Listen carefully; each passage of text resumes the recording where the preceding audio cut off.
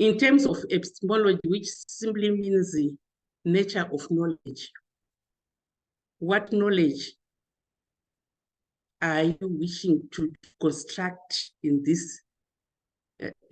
your journey, or you are already constructing? That is epistemology. And ontology,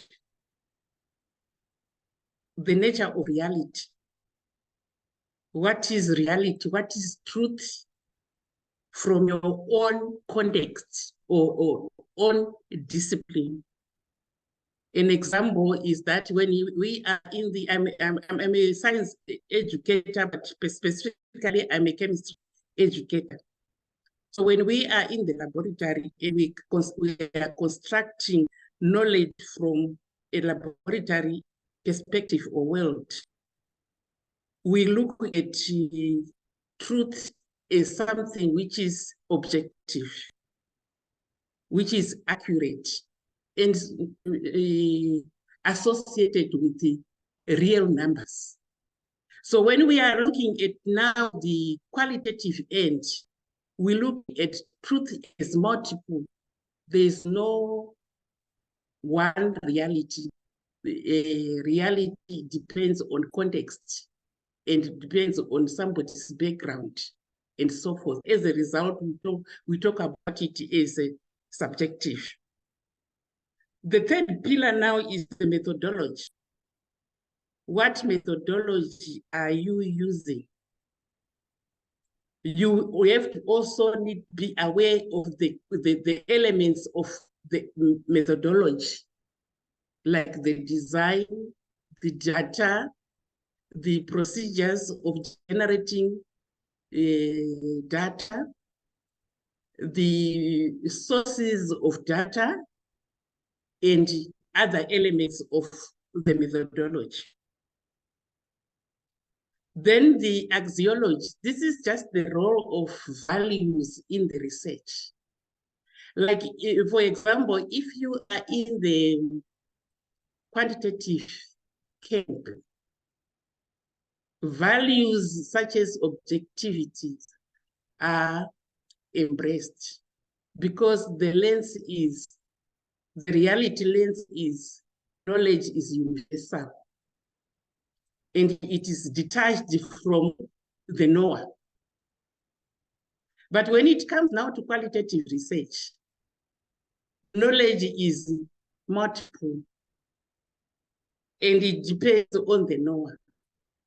So the choices of methodology depends on the paradigm you are using.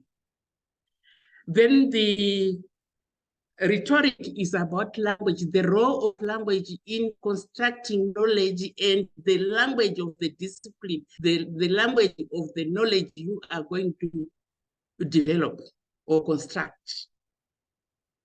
Then the context. The context actually embraces the community of practice. In which community of practice are you inserted? As a science educator myself, I will say I'm in the community of practice of science educators. And we have a way of researching, a particular way of doing research. And we understand each other.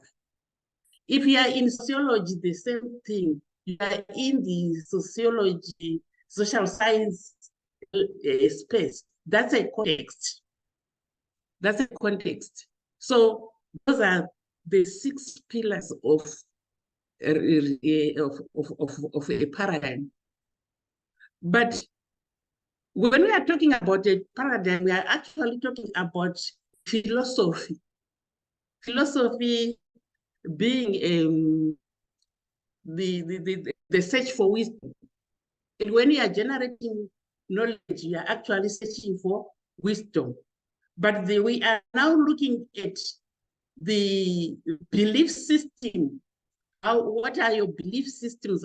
What are you believing in as far as knowledge is concerned, its construction, its sharing, and the language of that knowledge you are generating. So it is very important that we are very clear about this before we even start our research. And you find that these constructs are very abstract. You don't have to write them in that abstract way. You can just show that these constructs, you know about them, and you unpack them from your own understanding. That makes you be able to convince people that you are doing research and you are understanding what research is all about. But a few tips about research from my own perspective.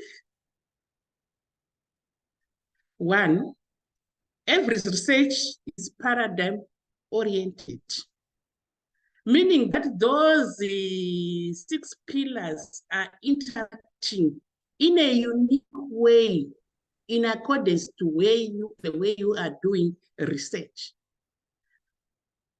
Then the second,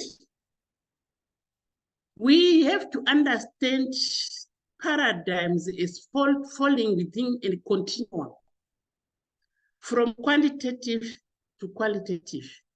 Why from quantitative? Because of historical development. When research was instituted in the academy, it was positivist, which is quantitative. And then the social sciences, inclusive commerce, education, and other things, they felt left out. And then they had to come out with the idea of the qualitative to accommodate their mindsets, their worldviews or paradigms. So we don't have to look at these approaches in dichotomy. We need to look at the approaches as falling within a continuum. So within a continuum from quantity to quality, we are saying you can vary the proportions of mixing quantity and quality, hence the mixed method approach. Then there are certain ways of doing things which are inclined to quantity or quality. When we talk about quantity being deductive in nature, we are saying it starts with a hypothesis. And the hypothesis, to hypothesize, you need to be theory grounded. Which theory is informing your hypothesis? Then, on the other hand, we are now doing quali, and it is inductive in nature. That means it is hypothesis generating or theory generating. Where is it generating theory from the data? So you start by generating your data, you get your data, you analyze your data, you try to relate what is coming from the data, you build variables, a descriptors or elements, then you connect the elements as the elements into a framework. Then it gets tested. When it is tested, it becomes a theory and is accepted in the discipline of your research. That is about qualitative. But when it is deductive now, it is quantitative and it is theory driven. And you start with a hypothesis. Then we also have to be aware of the ethic or emic approach. What does that mean in terms of the research paradigm? The quantitative is inclined to an ethic approach, meaning that you start with a a hypothesis, and this hypothesis is linked to a theory. Then the amica approach, it means it is from the participant's point of view. It is from you get data from the participants so that you do what I just said. You analyze the data, you come out with categories, we link categories into a framework, we get a structure, we test that structure, and we, after testing and it has been proved to be working, it becomes a theory.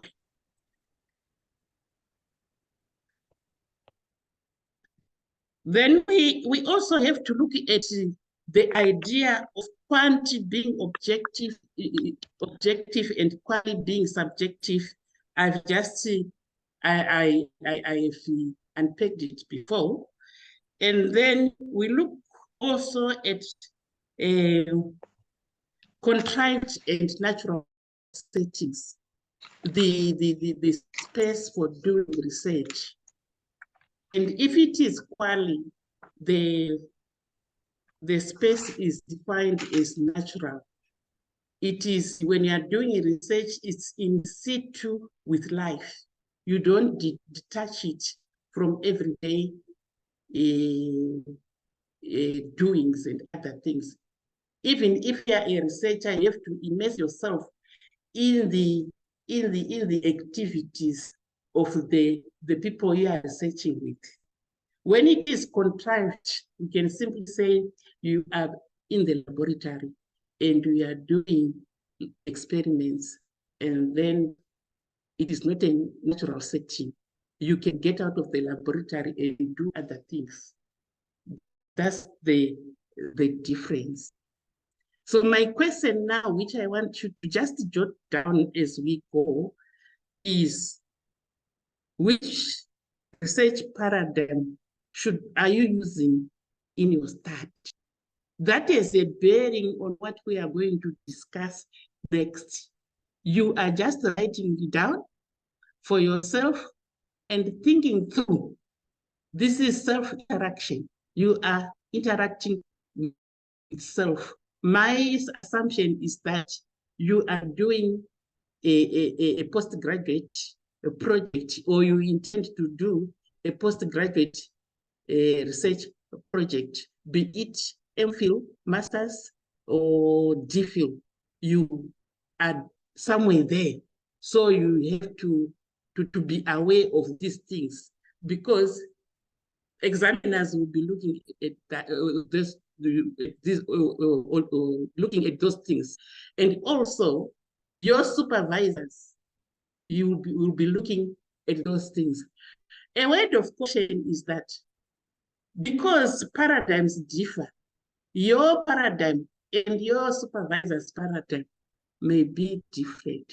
So the first thing before you start anything, talking about your topic and other things, your gap and other things, your literature review, how you are going to do it, your frameworks of research, is to make sure that your paradigms, your lenses, the supervisor's lens and your lens are in sync. If not, that's when you get political academic statements like you are not connected. What is your paradigm? Without the supervisor unpacking. So you need to do a lot of homework about your own supervisor. What do you do? Your first point of reference is to Google your supervisor and understand the research niche and how the supervisor is approaching research, is in as far as quantitative and qualitative research is concerned. Then we move on now to our real focus. I hope my diagram is very clear. Can I get some confirmation? Yes, Doc. Okay. Yes, Thank you. Very clear. Thank you. So I just want you to take a minute. You are self-interacting. and say anything, what you are thinking about this diagram. Anything, your interpretation of what message am I trying to give you, and so forth.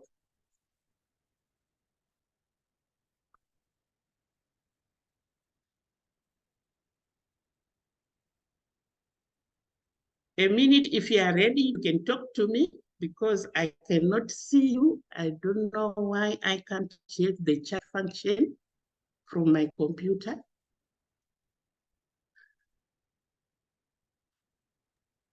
The chat function will be at the bottom of your screen. Bottom of my screen. Yes, there should be a little page design with an arrow pointing to the web chat. Maybe it is because I'm slide showing. I'm not seeing it. But you can continue. If we have takers, we will see by the raising the reaction symbol there. Yeah, you can help me in that regard. Anyone who is ready to go and tell me the story which is coming out from the diagram or mind map.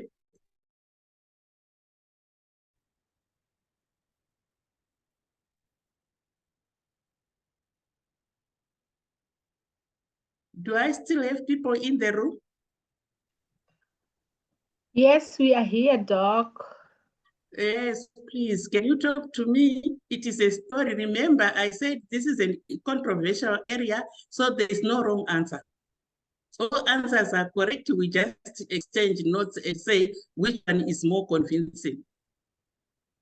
Okay, let me try, Doc. My name is Farsai Machona. What I'm seeing there is for one to conduct a research, there are these three basic research frameworks which are very important. You cannot do away without these. We cannot do without these. We have literature review, theoretical framework, and conceptual framework. So when reviewing literature, you must be aware of what really literature review is, and you must know why does the literature review matters to your research study, and you must know how exactly should you conduct literature review. In terms of theoretical framework, you must know what theoretical framework really is, and why is it matter in your research study. You should be aware of that, and you should also know how do you formulate it for your research study. Then for the conceptual framework, you must as well know what really a conceptual framework is, and why do you need it in your research study, and you must know how to formulate it so that you'll be able to come up with the best research study. So that's my take. I submit. Thank you very much. Let's hear from others. Oh, sorry, let me go back. Let's hear from others.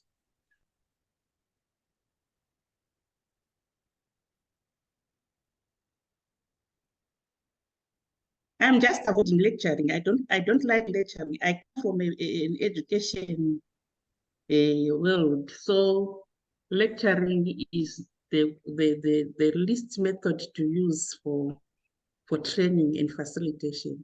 So I'm just asking people to engage. Can we have other people to say something? Maybe something different from the previous speaker.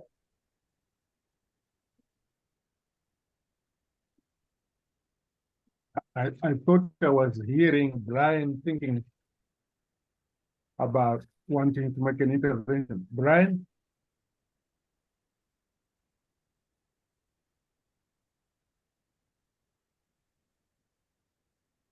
Brian, did you hear me?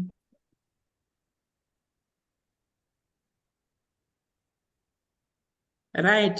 Probably people are still self-interacting, which is a very good way of learning. Some people call it passive learning, but it's not passive. We have new thinking that when somebody is quiet or even closing his or her eyes is self-introspecting and self-thinking, which is the starting of exchange of knowledge. However, there is Shava who has a hand up. Can I hear from Shava? Okay. My name is Mpofu. I'm trying to seek clarification. As I was reading the diagram, and when first time I was giving a view. There's a third bullet on theoretical framework, which says, how do I formulate a theoretical framework for my study? Mm. Am I audible? Yes, I'm hearing you.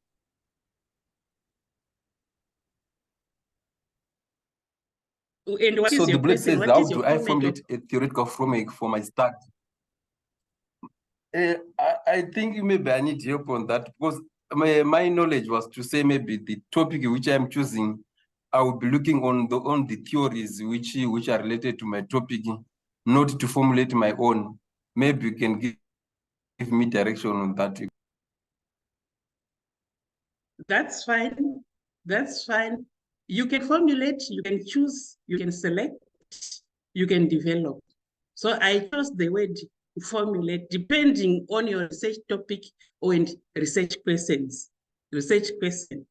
So I would actually ask you to remember your question and see if we are not going to answer it as we go. Remember, when you are doing a research, the choice, you are the person who is going to make choices.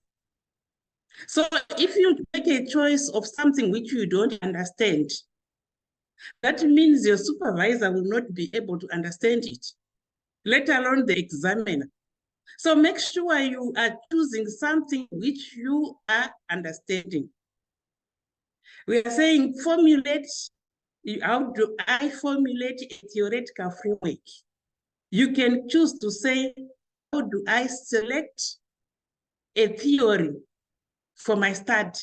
Still, it is a theoretical framework. You can choose to say, how do I develop a theoretical framework for my study? Still, you are now developing from various theories because you are allowed to use 2 or more theories. You can use 1, you can use 2, you can use 3, depending on the nature of your topic and your study and your discipline.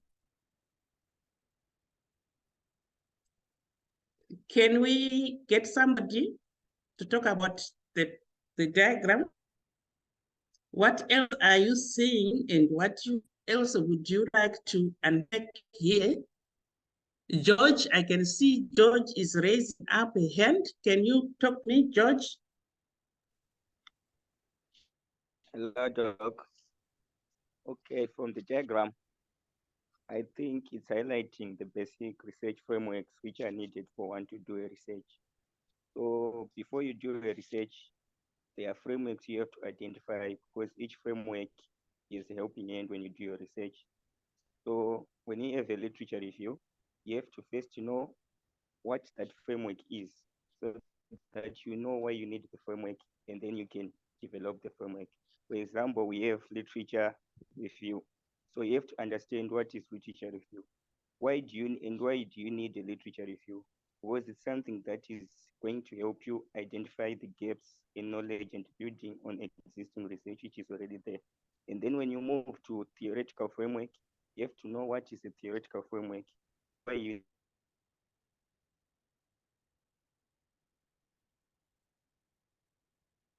I lost you, whether it is my internet or it's yours, I don't know. Hello. Yes, I'm now hearing you. Okay, I was saying on theoretical framework, you have to know what is theoretical framework. When you know what is theoretical framework, you're going to understand why you need that theoretical framework.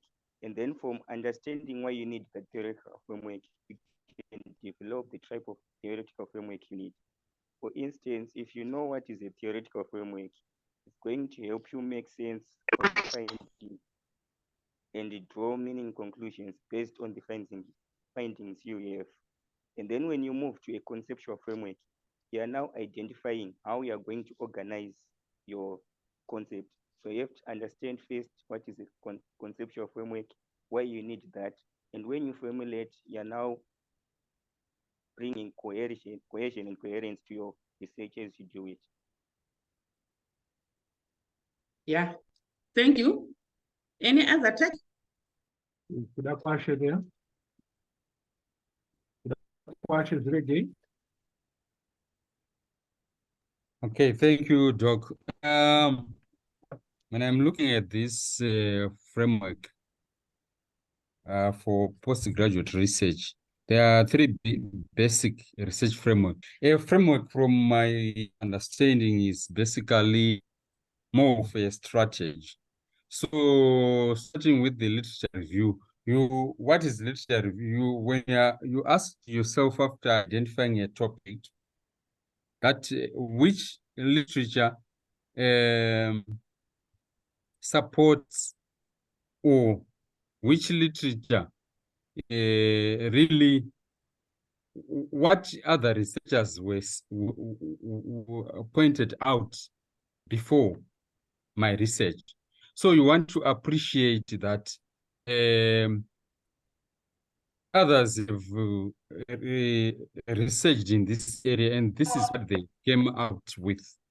But there's a way of reviewing literature, and that has to be done strategically, and has to be in agreement with your area of research. Then when you are looking at a theoretical framework, that's a theory or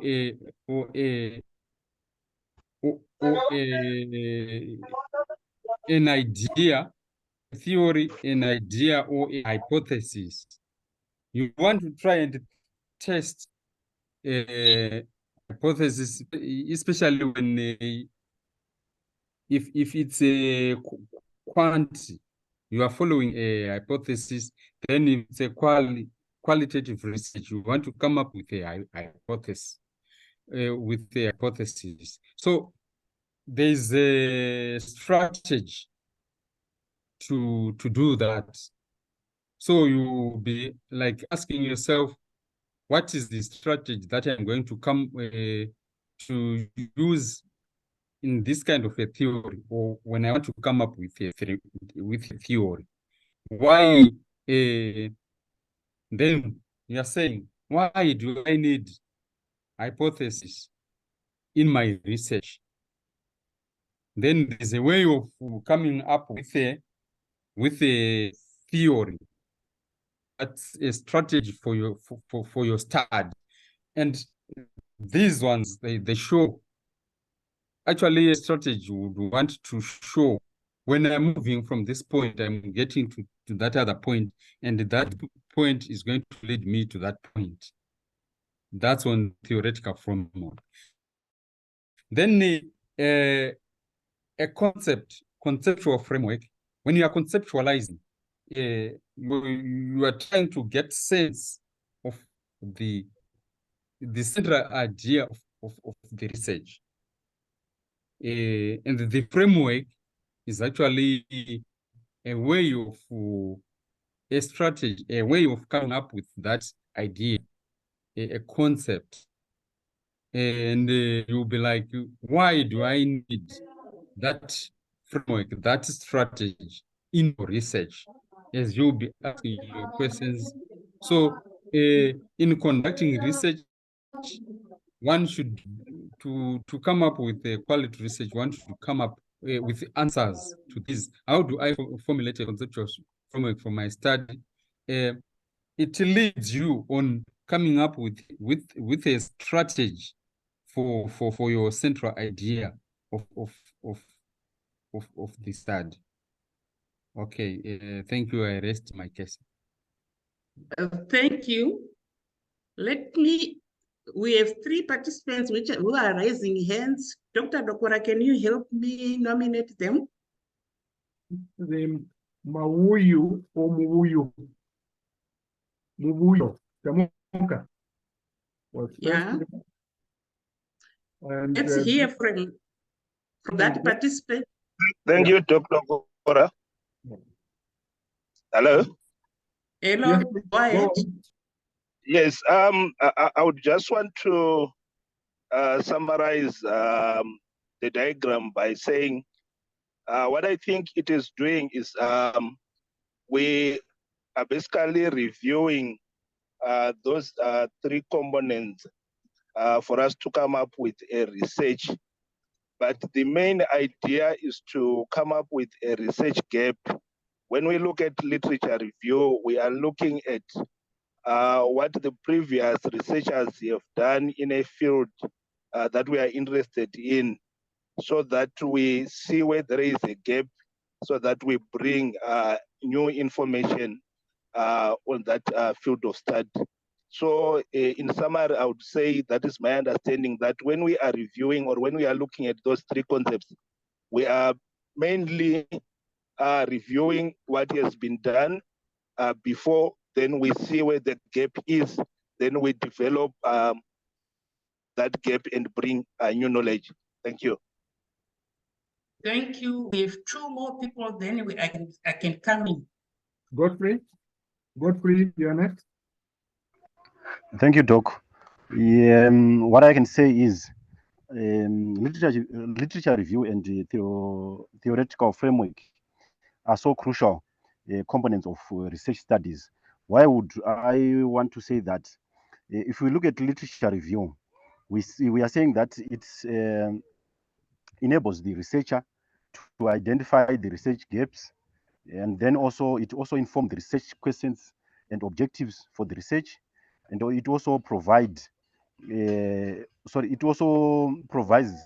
the room not to duplicate or to plagiarize someone's work, and also it also ensures methodological soundness of the research. And on the other hand, theoretical framework gives clarity. Hello? Yes, let's continue. Somebody's just making noise. Okay. So I was saying that on the other hand, theoretical framework helps in conceptual clarity, meaning that it helps researchers to define and clarify the key components and variables in their study, and also it also helps in developing hypotheses, and also it also acts as a guide in data collection and analysis, and lastly, it also enhances validity and reliability of the data collected. I think that's my take on. The next, Godfrey. Thank you. If you can be as brief as the last speaker, it would be good. Godfrey. Godfrey is gone or looking elsewhere? Maybe I can now come in. Okay, all right. All right. As I said, no comment or no perspective is wrong or correct. But my emphasis here is you have to learn from what the other speaker has said and try to reflect on it and come out with a clear understanding of what these constructs entail. Because as a tip, from a supervisor perspective, we are an examiner's way of looking at things. You simply have to understand that there are different ways of looking at these constructs. That's why I had said 3 basic research frameworks. There are times when your literature review will function as a framework.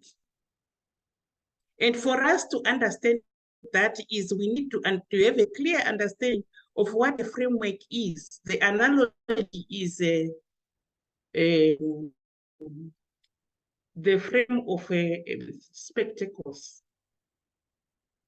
The frame of the spectacle, it is holding lenses, and the lenses are for see. If you go also to the door frame, it is holding an open space for people to control the coming in and out of people. So once you close the door, it means whatever you are doing is within that room or that house and all. So it is a framework.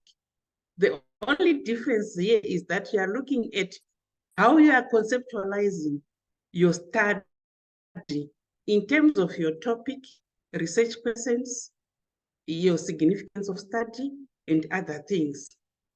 So there are instances when a literature review can be developed into a research framework. There are also instances when you look at a theory as a framework. It can be one theory, you can be blending a number of theories. But a word of caution is when you are using theories, they've been developed from a particular lens. So it is important to understand the contradictions and the similarities of the theories we are blending. Like in my case, in education, we can use what we call social constructivist theory. We can also use what we call inquiry learning theory.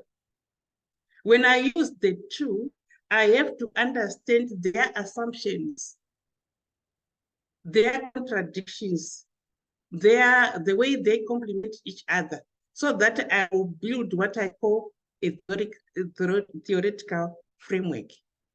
So you can come out with a theoretical framework which is made up of multiple theories. You can also choose one theoretical theory to serve as your theoretical framework. What you have to understand is, in doing research, you are the person, the person, the research is yours. So you have to convince the next person, who might be your colleague, your peer, critical friend, who might be your supervisor, and the examiner or the board of examiners or any board. It is you who is supposed to unpack whatever you are using. So if you are going to use a literature review as a framework, you have to say so and justify. Doing research is about what am I doing? Why am I doing it? And how am I doing it? So you have to use those 3 questions: what, why, how. Once you use that framework as your thinking tool, you will not get lost, and in most cases, you'll be able to be very convincing to any reader. So as you get inside the bracket now, the idea now is we can use them differently. As a researcher, you can decide to say, I'm just going to settle for a theoretical framework, and you do justice to that. Or you can settle for a conceptual framework, and you do justice to that. So you can use those things, the 3 frameworks independently. But the spaces are separated to show that each has got a unique function in a study. And what you have to understand is it depends on your paradigm. For instance, I've seen such many people who say they are using a mixed method approach. And they are not using that approach. They are just defining mixing qualitative in terms of numerical numbers, in the quantitative in terms of numerical numbers, and qualitative in terms of descriptives, which is, to me, is a misconception, because you can also have numbers in qualitative research.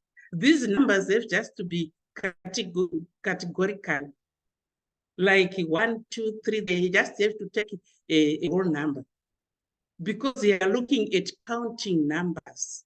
But what really differentiates the quantitative and qualitative research is, do you have a hypothesis? And your hypothesis, is it informed by a theory?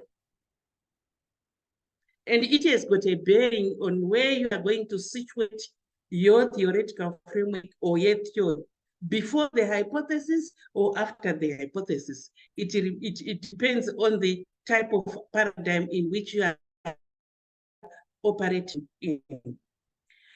I numbered 1, 2, 3.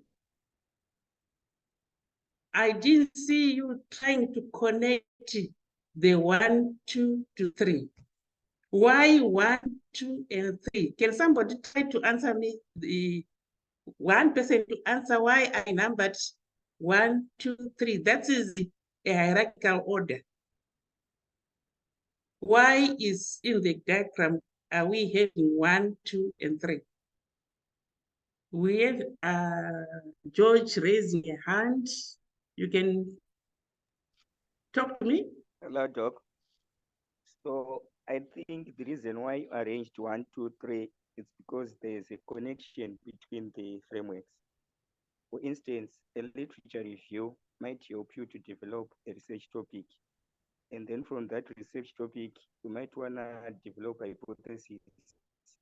So it paves way for a theoretical framework where you are going to develop your hypothesis. When you gather your findings based on the hypothesis you have developed, you now want to organize your points or your work.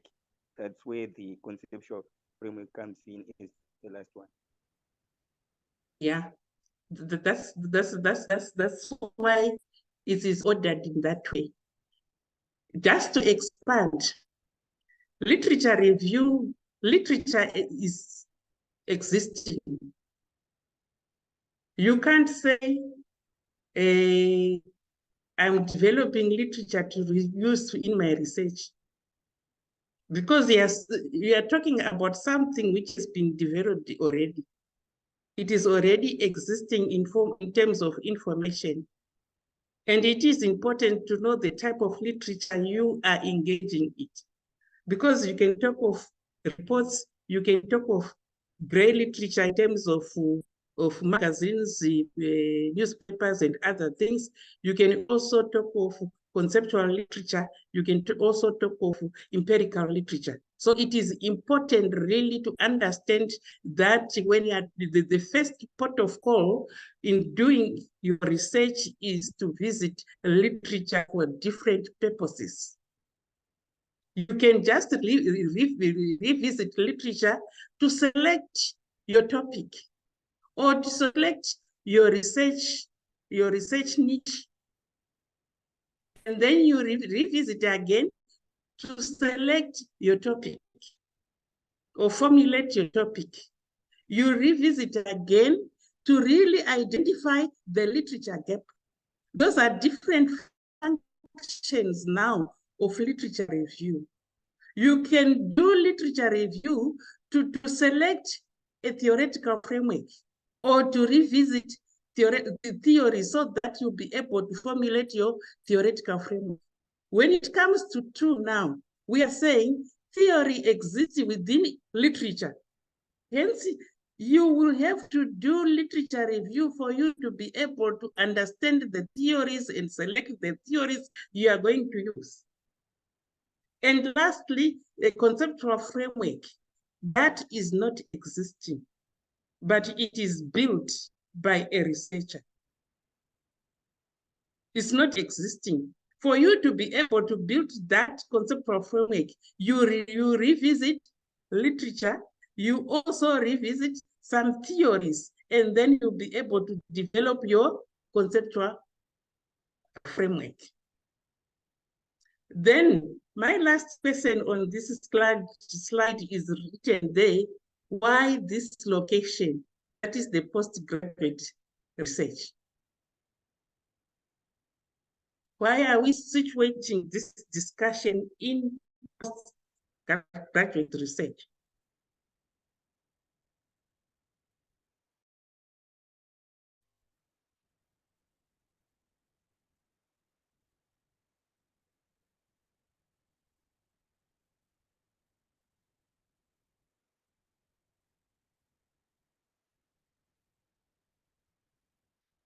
Do I still have people in the house? I see we are 35.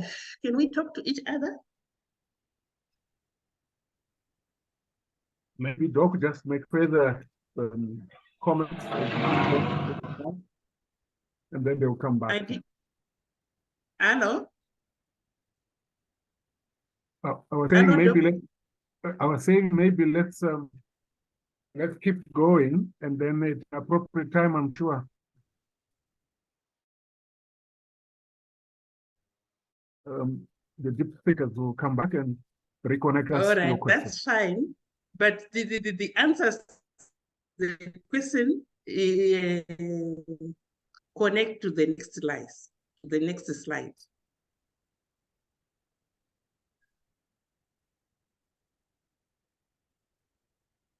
Right, probably I can try to give an explanation why situating in postgraduate research, because we do different types of research. You can do research for article writing and publication. You can do also research for a project. Yeah? You can also project probably through grant application. So there are different locations, the context of research. So when you are doing, it has got a bearing when you are doing a research for postgraduate studies, because at the end of the day, you are being supervised by somebody and you are going to be examined by somebody who is going to give a green light whether you are going to pass or not. And it has got a bearing on the choices of your frameworks. I have seen many people being grounded in developing research frameworks for a year because they are not agreeing with supervisors. So the tip is to go to the literature supervisor, the latest articles and other things. Take your time to understand that lens. Not that you have to do the way the supervisor is doing, because if you are doing research, you are supposed to come out with your new knowledge. So you can only deviate a little bit from your supervisor's lens and other people. That is the answer I expected. The next thing now is, if you are doing postgraduate research, that means we have a structure to follow, which can differ here and there.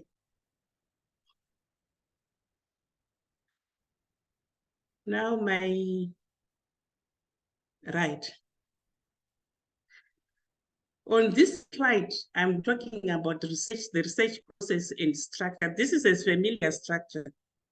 I've just added some one or two things, but what I want us to do is to reflect on what we have discussed in the last slide and look at the process of doing research. Doc, your slide is still the same? Your slide is still the same. Oh, mine has changed this side. Yes, this side, the slides have changed. Okay, now we are together. Are you looking at the new slide? Yes, we're on the new slide. Yes, research process and structure. Oh, thank you very much. That's a familiar structure to many, but the only difference is that many processes end with chapter 5, where I have said chapter 5 findings. The standard process for a master's thesis starts with the chapter 1, which is introduction, and it goes to chapter 2, which is the literature review, and the assumption for many. Oh, this is supposed to be chapter 3 up there. Down there is chapter 2. Sorry, let me go back. There's a typo error. When we get to chapter 1, introduction, then we go to chapter 2, down there where my cursor is, that's chapter 2. For a standard postgraduate research, especially at master's level, you are bringing in the heading as literature review. Within that literature review, you talk about everything, the research frameworks, whether it is conceptual framework or theoretical frameworks or both. Then, if it is a standard one, what I have written chapter 2 there, which is supposed to be chapter 3, is supposed to be now research methodology. That is, I'm talking about the standard structure. Then the chapter 4 becomes, many people refer to it as data analysis and other things. I would want to call it a discussion, presentation of findings and discussion. Why? Because your analysis is part of the research methodology. So when you start now presenting data in chapter 4, you are going back to the research methodology. What is of interest here is the findings which are emerging from your analysis in chapter 3. I'm talking about the standard. Then the end in chapter 5, it will be your conclusions and so forth, and summary of the study, conclusions and recommendation. When it is a big DPhil now, at DPhil, remember you are bringing in new knowledge. New knowledge can come in terms of the way you are structuring your thesis. So we expand. That's why this is structure. We expand. This is the bearing on your now literature review, theoretical framework, and conceptual framework. It depends. I have seen some reports, these reports which goes as far as 15 chapters. But personally, I wouldn't want anyone to go beyond 9 chapters.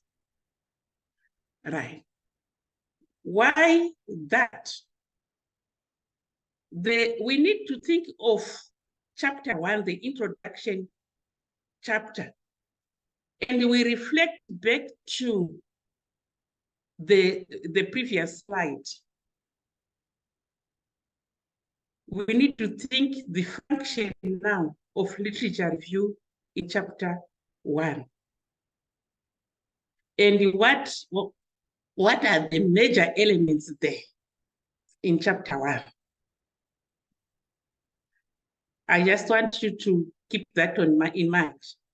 Then we do the same. If we are now doing a DPhil, we are doing the same in chapter 2. But chapter 2 now, it depends on your paradigm. Where are you situating literature review before the concept, the framework, or after the concept, the framework. It depends on your paradigm. If it is a quantitative paradigm, probably you want to situate the literature review before, after the theoretical framework.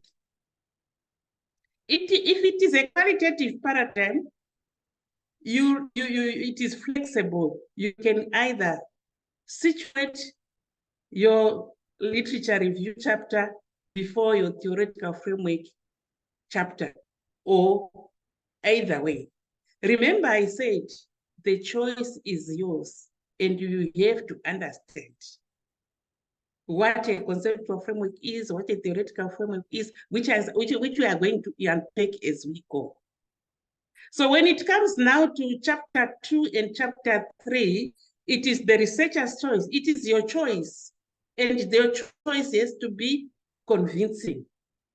And the chapter 4 now, we are bringing in the idea of your methodology, which is now drawing from chapter 1, chapter 2, and chapter 3. And when you are looking at now your first finding chapter, the structure of your thesis at DPhil level depends on your number of research questions or a hypothesis. Personally, when you have more than 4 questions, personally, I feel that thesis is too, or that research study is too broad. You need to clearly look at your research questions and come out with research questions which are fitting into each other in terms of order of cognitive demand and the order of reporting findings. So you find that if you are structuring in 8 chapters, like the example I'm giving, your structure is being informed by either your theoretical framework or conceptual framework, as well as your research questions or hypothesis. You can now decide to say the findings of chapter 1 are focusing on the first 2 questions. For instance, if I'm looking at a research study which is looking at developing 21st century competencies in learners at a particular level, I will have my first question, and what are 21st century competencies? And another question again, maybe it can be a what question. So to get that they form a theme is informed by your conceptual framework. Then I have to go to another set of questions, question 3 and 4. I present my findings for that theme, which is being answered by research questions 5 and 4 and 3 and 4. Then the findings from chapter 5 and chapter 6, you are now bringing them, juxtaposing those findings, and you are synthesizing the findings into chapter 7. And the last is your concluding chapter. So the message here is your conceptual framework, your theoretical framework, your literature review, if they cut across your research journey. They also inform the structure of your study. I will invite persons after talking about the next slide, my talk in the next slide. Remember, I defined them as the research frameworks. These are now literature review, theoretical framework, and conceptual framework. They have a shared function. They have a shared function. And I identified 6 of them. 1, build a foundation. You need to build the foundation of your study, which is done as you are reporting in chapter 1. The foundation of your study is talking about the key elements of the foundation of your study are 1, your topic, which has to be connected to your research problem, which has to be connected to your research questions or hypotheses. Other people will bring in objectives, but other people will argue that once you have research objectives, research questions and hypotheses, you can do away with objectives. But personally, I prefer to bring in objectives again. Why? The research question, they tease your thinking. The objectives, they give you focus and orientation and a target. So it is important to argue that way. Remember the frameworks I talked about, what is it, why, and how we are doing it. So you build a foundation, you also bring in the idea of the purpose of your study and the significance of your study. Those are the key elements for building your foundation, the foundation of your research.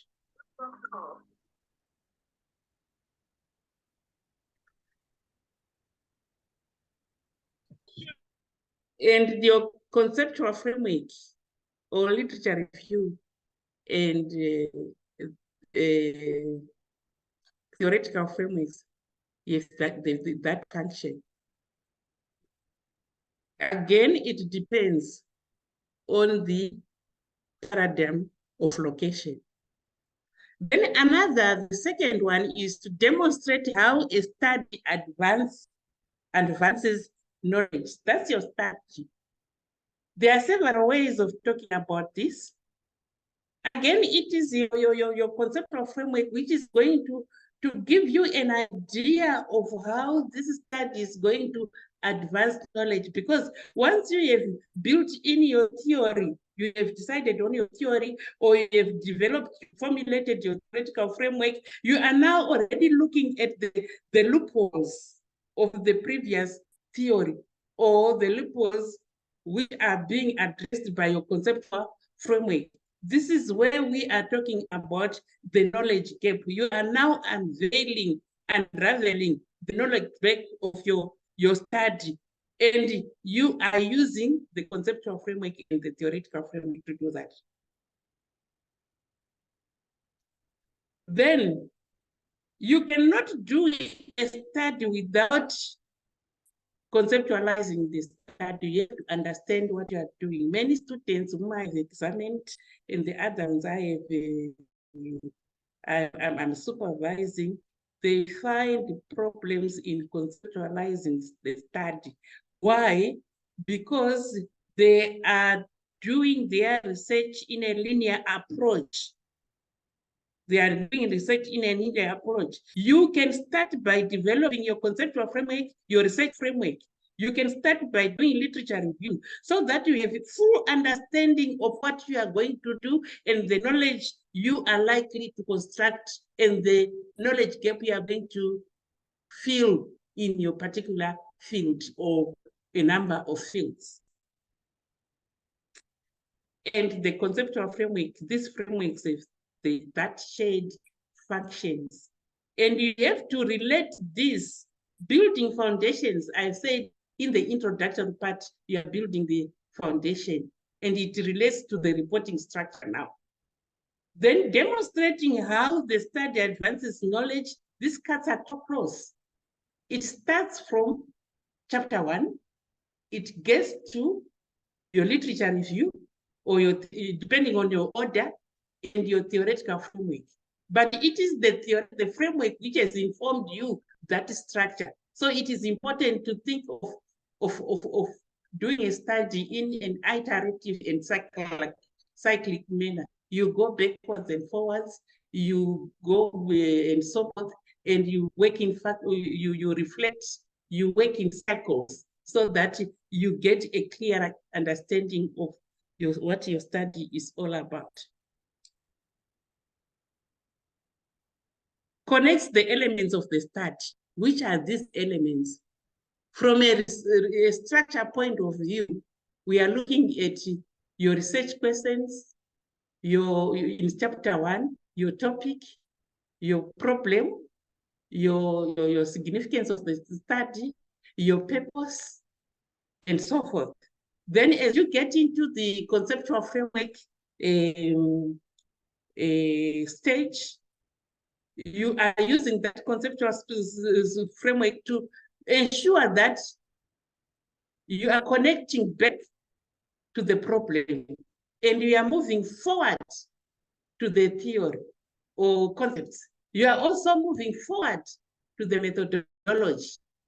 And then you are moving forward to how you are going to present your results or findings and how you are going to collect. That's how you get such comments like, your study is not coherent or it is not connected. It is because you have not clearly conceptualized the functions of your frameworks and how you are going to use them.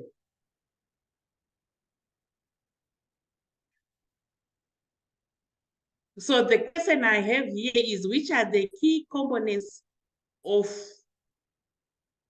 a study? There's a typo error here.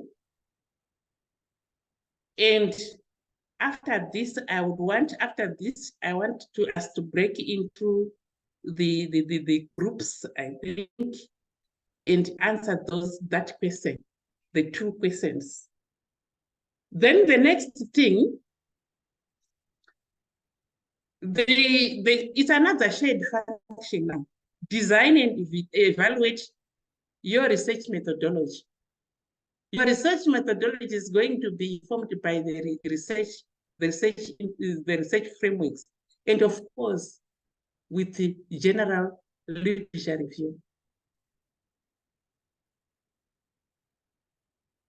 And the last one, it provides a reference point for interpretation of findings and research rigor. So what I would want you to do is to, maybe with the help of Dr. Dokora or Dr. Famba, to break into groups. I think we have 33 participants. We want to break into maybe into groups of 10. Let's say 5 or 6, into group of 6, so that we answer those questions.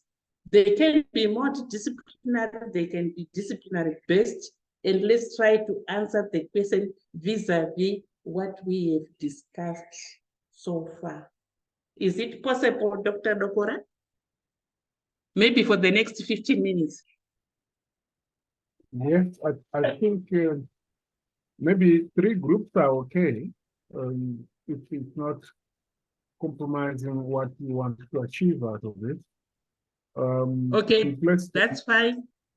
Yeah, okay. Yeah, let's have our 3 groups and let's have people. Sorry, I had already created the groups of 5, so let me close and start again. Okay.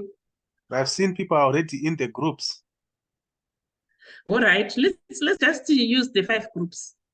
Okay, because the 5 I think is okay because there are 2, 4, 6, around average of 6. The group. Yeah, that's which allows participation. if they, yeah, true, true. Okay. So maybe let's discuss in the next how many minutes? 15 to 20. Yeah, let's give them 15 minutes. 15 minutes. Meanwhile, can I stop sharing if they've captured the questions? Have you shared the questions already? No, the question is in the okay. slide. Okay. Mm. Which are the key components of the study? Are these questions? Yeah.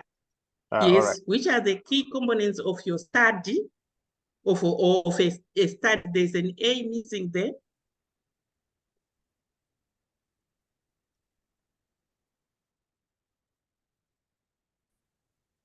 And use alignment to show how these are connected.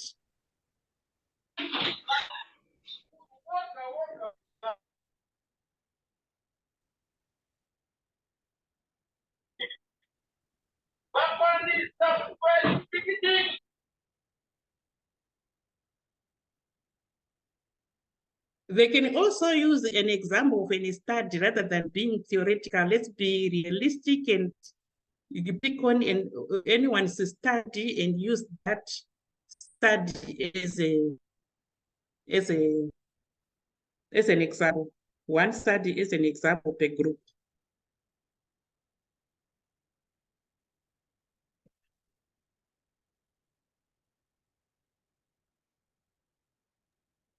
Colleagues who are not yet in their groups, kindly join your groups, please.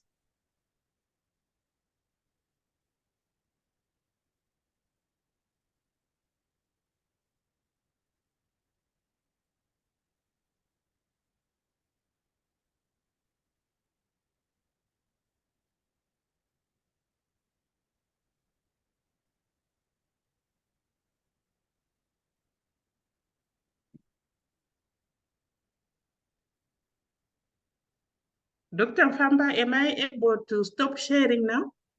Yes, you may stop sharing. It's okay. Okay. How many minutes are they going to be engaging? They should, let's say 15 minutes. 15 minutes, that's in order. Okay. So they are coming back at what time? At 14:50. 14:50. Yes. Okay, thank you. So I'll stop sharing and then continue afterwards. Okay. Teacher review, conceptual frameworks actually feed into each other. I'm not showing because I want to be working on this as you see. You can actually compare what you heard in terms of connecting the components of the study. We said one key function of the research frameworks, the conceptual frameworks or the theoretical framework, or the literature review as the conceptual framework, is to connect the study. So when we talk about the major components now, although you have managed to come up with in terms of chapters and other things, but you need to conceptualize when you are looking at this topic, you are looking at the major components in terms of the really major aspects which put together what a thesis is all about.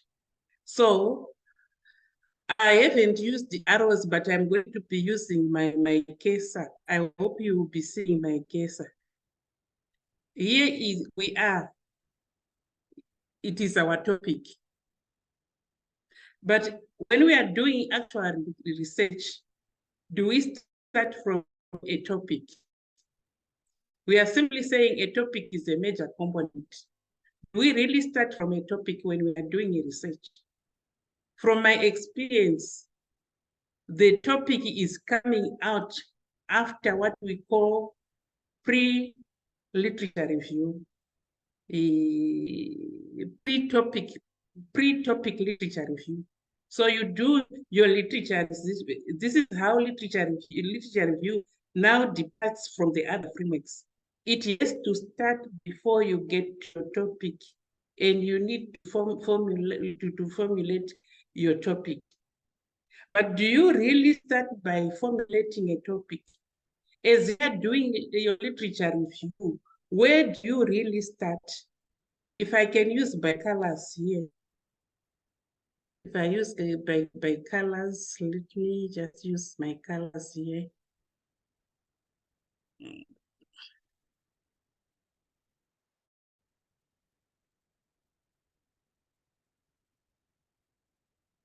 If coloring helps us to understand, you are starting from the problem. Problem is the major driver of your topic. So you can put your arrow now from the problem to the topic, because you are now coming from the problem. You have identified your problem, which can be a question which will not have immediate answers. If it has got already answers existing, it means it is not a problem. So we can just define a problem as a major question with no immediate answers or available answers. Then we can also define the problem as the knowledge gap you are trying to fill in, something which has not been said about, or the expansion of what is existing. So that expansion is what we are calling a knowledge gap, or something which has never been talked about, which is not seen in any literature of some sort, especially in the academic literature. Right. So once you've defined your problem, you move on to your topic now. By an arrow, I'm using colors, simply colors, because I can't do the arrow. You are now going back to the topic, and you now formulate your topic from the problem. But what makes you sure that your topic and the problem is connected is this part I have said, a research framework, research framework. That's the connector, which we can give another color. That's the connector. So from the problem, you can either decide to go to the topic, and after formulating your topic, you have started from your research framework after having done literature review prior to formulation of the topic. So you already have decided on your conceptual framework. Which conceptual framework are you using in your study, which you should be able to say now. If you haven't built it, then you have a duty to go back to literature and build. We are going to discuss about how to build these frameworks in the next few minutes. But you must have built or formulated your research framework. Remember, there is no straightforward answer. You can use the theoretical framework together with the conceptual framework. You can decide to use a conceptual framework only. You can decide to use a theoretical framework only. But the two needs literature review. You can't do these without literature review. So once you come to your framework, you are now using your framework now to move to your topic, to refine your topic, to make sure that the topic is now speaking to your framework, or is connected to your framework. Then you come back to your research problem. You come back to your research problem. You look at your framework again and say, how is this framework making my research problem apparent? That is your knowledge gap. It is giving you what you are trying to do and what knowledge are you trying to construct, and how is this knowledge you are intending to construct filling in the literature in your domain or in other domain, in a number of domains. Once you have done that, you come to the research question now, which I said is true hypothesis. It now depends whether you are doing a qualitative research or a quantitative research or a mixed approach research. If you are doing a qualitative research, it is recommended that you are driven by research questions. And the research questions have to be ordered in terms of lower order to higher order. And yeah, if you are doing a qualitative research, you have to make sure that your research questions are very minimal, up to 4. Some people go up to 5, 6, but I find it actually broadening your research study unnecessarily. That is the duty of your research framework now, to refine your questions. And then once you have refined your questions, the questions are just breaking down the statement, the research statement. So to show that it is a breakdown of research questions, what do? We use the same color of the research of the problem, maybe a lighter color, to show that it is coming out from the research problem.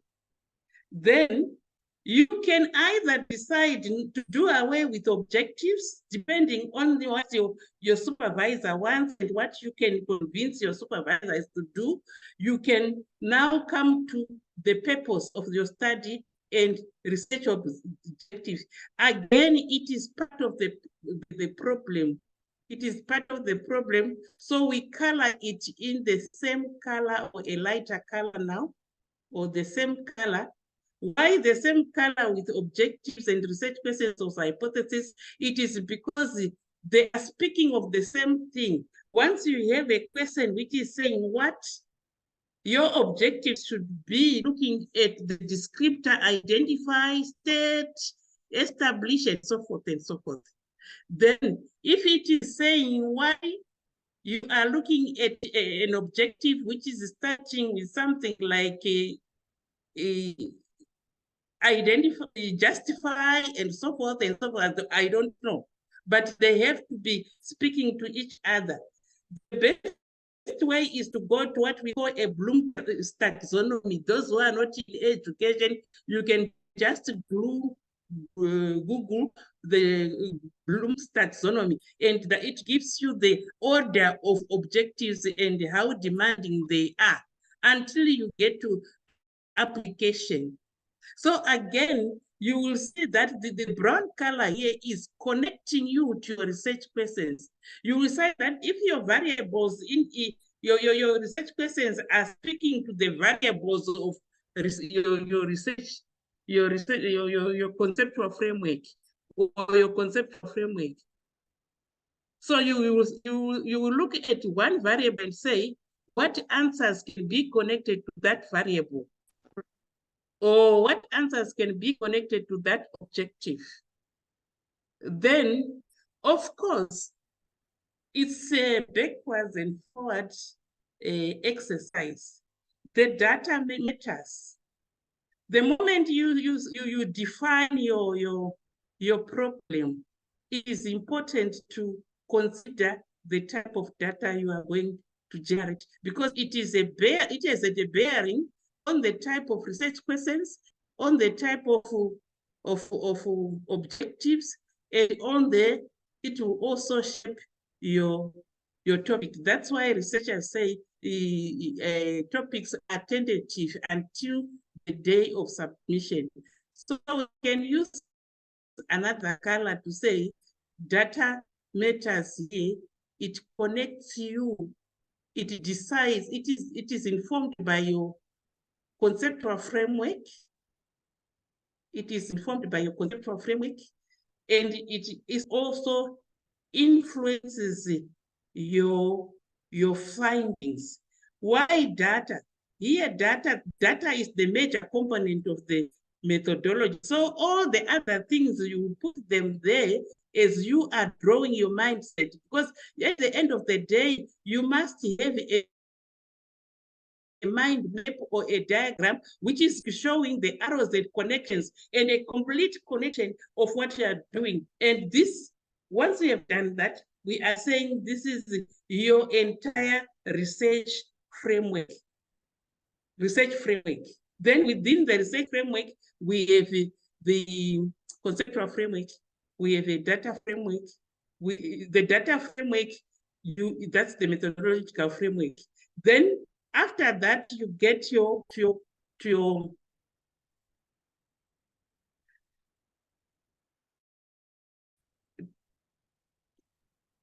your findings and your recommendations. And you always check your findings against your research persons, your findings against your research frameworks, your findings against your major topic. So you'll find that when you come to your findings or conclusion, the conclusion is answering the main research person and it's speaking to the topic. And your findings are connecting to your sub-research, your research persons or hypotheses, whatever, and objectives. And your recommendations now are coming from those findings. I'm just trying to do it. Since it is visual, it is very difficult for me to illustrate, but I'm just trying my best. Maybe I pause here for discussions and answers and comments before we move on. I can now slide show.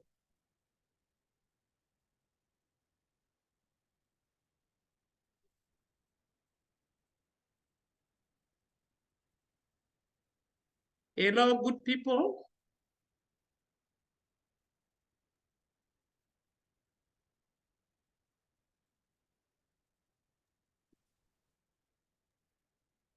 Yeah, we are 22 now in the room. Yes, we have 22, but we can continue. Yes, we can.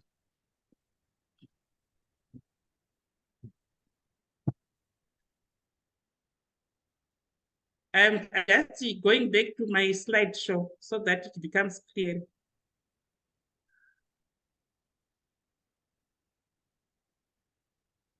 Right, that is where we are.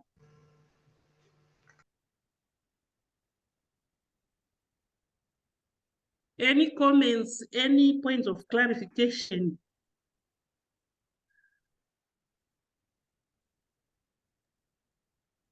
Maybe we can reflect back after our next 2 or 3 more slides. Let me move on. Right. Let's now look at the individual constructs. I'm starting with the literature review. We need to understand what it is, which I think we can get from any research method textbook. In simple terms, we are saying it is research selection analysis of relevant literature, relevant to your study. There's some type of error there, of literature relevant to your study. How do you judge the relevance? Is the person to answer. The relevance is just judged by your framework you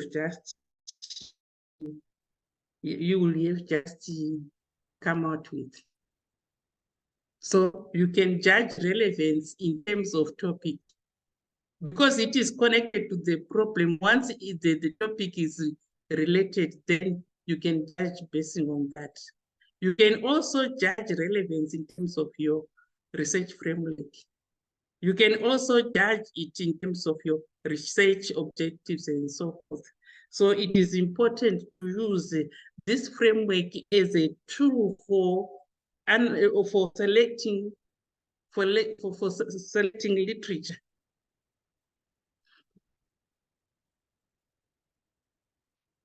Then once we have defined it, we are now saying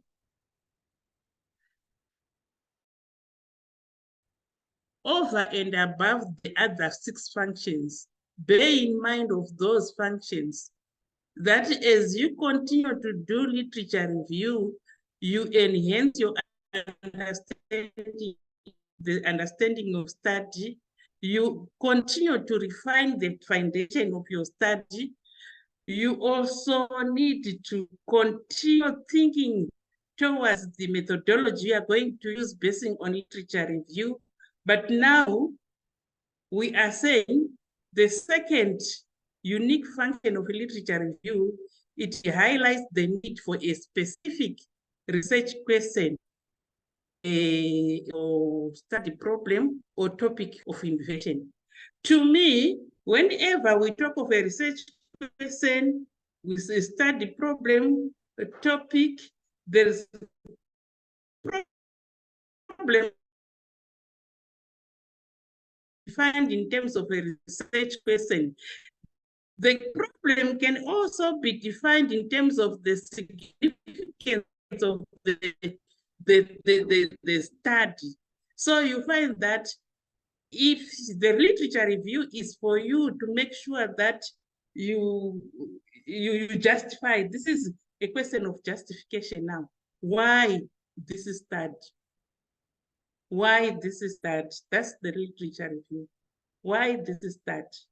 Then it also informs the development of research frameworks, which is very important. We're going to try and develop some research frameworks. Like what we have done before, we have just developed the study framework. And within the study framework, you develop conceptual frameworks, data analysis frameworks, you data generation frameworks, you develop conceptual frameworks, you develop research frameworks. And it also situates the relevance of study within a topic or a field like biology education, chemistry education, languages, or language as social sciences, whatever field you are. And it also cuts across the stages of the research. That's about literature review. I will actually provide the references, but my approach is practical and realistic, so I don't quote as I go on because I'm taking from my own experience. So we need to go back again to the framework, the study framework we have just come out with, and then we move on to the challenges. And the question we want to answer now is, how have you been challenged in terms of reviewing literature? Can we have any volunteers to talk about their struggles? The problems they have experienced as they have tried to review literature for their postgraduate studies.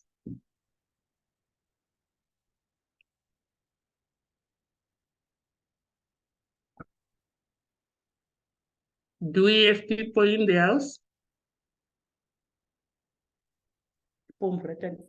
Yes. Yes.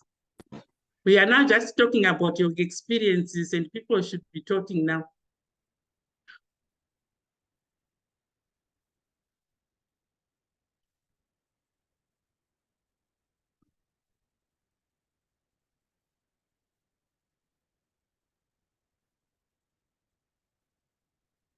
Or probably let me give you one challenge, and then we can brainstorm whether the challenge matches your own challenges you are having. Focus struggles. Many students struggle with how to focus their review of literature. What do you understand by? Hello? Hello, Doc. Hello, Doc. Yes. Yes, I, please. I had raised my hand. Wanted to say information overload. Actually, it is it starts from, you know, when you are faced with a topic and you are now trying to see what other people have done. Even in the last 5 years or last 3 years, you will see that there is a lot that has been written. And now for me to really bring out what they've written and linking it to what I'm trying to do, sometimes it's time consuming, especially when you are faced with deadlines. So I termed it information overload. But I had seen that, yes. That's very important. Information overload, and we have all experienced it, and we are still experiencing it. What is important now is how do you overcome that? You are actually immersed in a lot of information, in a lot of literature. How do you overcome that now?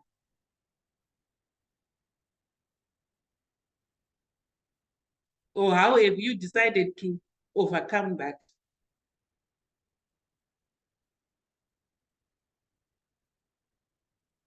Can we share? Udakwashe is raising his hand.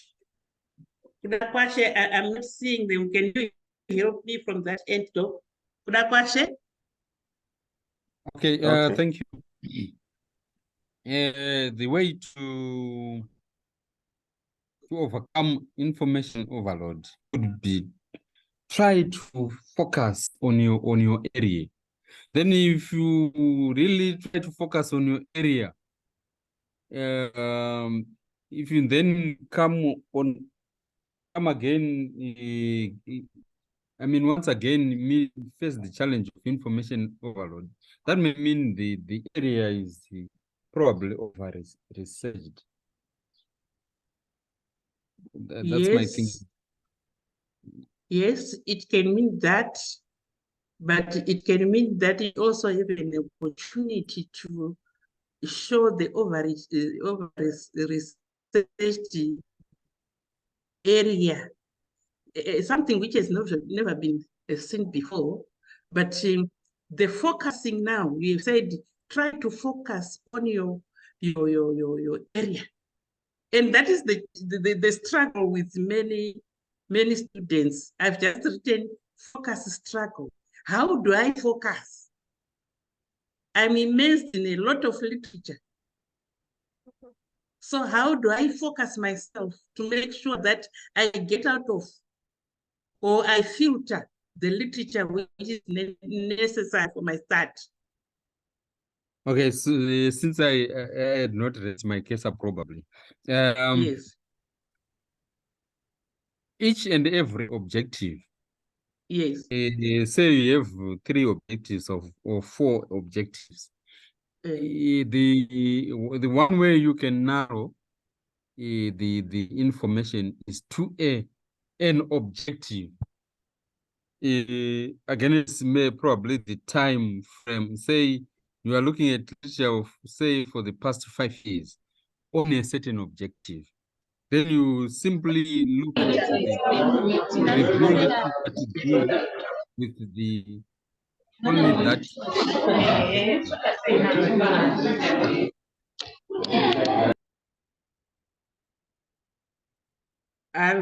Right, fine.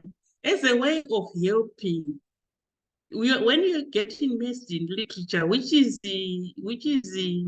inherent in doing a research, any research, whether it is for postgraduate studies or for publication or for whatever, you get immersed in a lot of literature. The one way of focusing yourself is probably by narrowing the search range. You can narrow the search range. Maybe you can say the past 5 years or 3 years and so forth.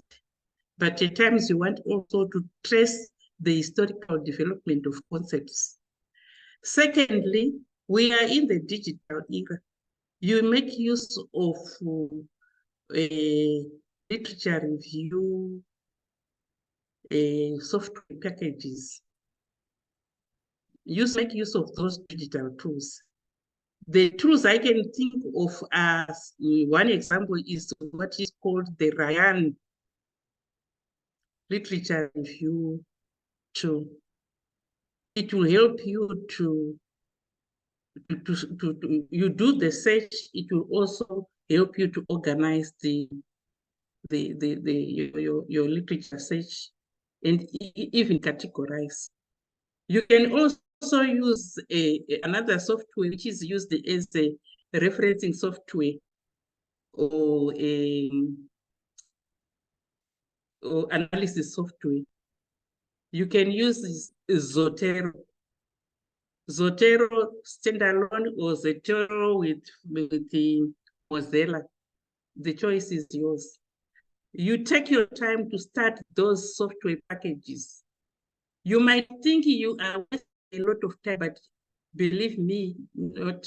You own the time you will spend doing your literature review. Another tool you can use is also the in vivo data analysis software. You take your time to start those packages, and then they can help you to overcome the information overload.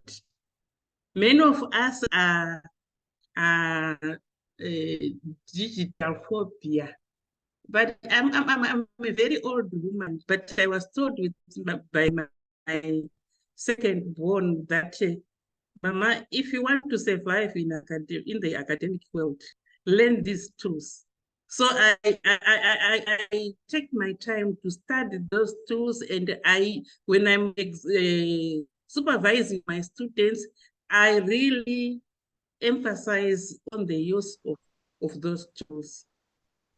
Even the Microsoft packages, many of us don't know how to even do literature review through Excel. And yes, it is readily available free of charge. Most of the tools I have talked here, they are given free of charge. There is no charge except for in vivo. So you can use Riani, you can use in vivo, you can use Zotero, you can use Excel, you can even when you're using Excel, you're blending Excel with Microsoft Word. And many people don't know it. And as a result, they find the literature review very challenging. And yet it is key to the plausibility of your study or whatever you are going to do. As I'm speaking, you can even Google some of these packages I'm talking about, and they are self-explanatory. You don't need anyone to teach you. But if you have challenges, that will be a story of another day when I talk about use of digital tools in doing literature review. Then another challenge from my experience as a supervisor, examiner, as a student as well, is deciding on a review approach. Let's be honest with ourselves. Do you know the types of literature reviews you can use? Because the word literature review is generic. Within literature review, we have subcategories, types of the literature review. These are the ones which are saying approach. You talk about type and also approach. Any type you know of doing literature review?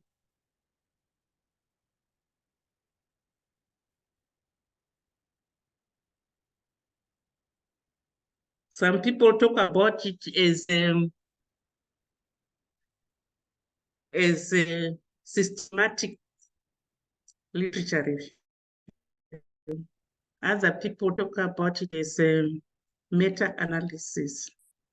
There are more than 7. So as a student, a postgraduate student, for you to be able to decide on the approach you are going to use, you need to be knowledgeable of these types of reviews. Then the next challenge I figured out with students, inclusive of myself when I was doing these studies, is determining the scope of articles needed in the review. Okay, people talk about the quantity, how many articles you have reviewed. At times that doesn't determine the rigor and the quality of your study, but the type of articles. And how do we overcome that? It's like, let me give you an analogy of the soccer and dream team. When I was growing up, we were talking about Zimbabwe being a dream team. Huh? So during that time, if we looked at the lineup and we missed the likes of Peter Mpofu, we would say, obviously Zimbabwe is going to lose. If we go to English soccer and we look at Chelsea and we get the lineup and we miss out Didier Drogba during that time, we will say, obviously we are going to lose or what, something like that. Same applies to determining the scope of articles. You make sure that the major players in your field are included. For instance, if we are doing the research methodology and we are talking about a qualitative study and you want to talk about the rigor of the qualitative study, if you miss the Lincolns and Cuba and so forth, then you haven't started doing your research articles. Another way is to go to your supervisors. This is no matter how, when he did that, you go to the reference list, and when you get to the reference list, look at the articles, the journals which he visited, and use those journals. You mostly will not go wrong. So you want to come up with your own strategy so that you determine the scope of your articles, both in terms of quantity and quality, and most importantly, quality.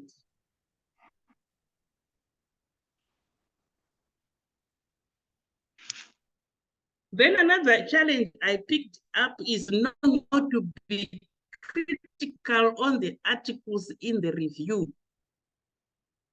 This is where most supervisors or examiners say you are just chronicling literature without synthesis and analysis, critical synthesis and analysis. What are they saying there? Some people can be academically, politically academic, they can be academic politicians, and they will just say, your literature review requires less rigor.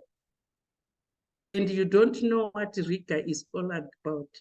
What they are saying is you are not going to write your literature review or review it as a magazine article or newspaper article, but you want to bring the idea of what is emerging from the literature. Doing literature review, whether it is for quantitative studies or qualitative studies, it's you are taking literature as data. And when you are taking literature as data, you are saying, those who have done literature at A level, I think they know what I'm talking about, although I didn't do that. But through research, I began to understand. You are looking at the themes which are coming from the information within the articles. How recurrent are they?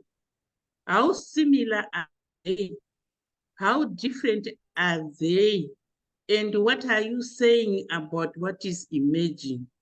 Then you are now synthesizing your literature and bringing out a coherent argument.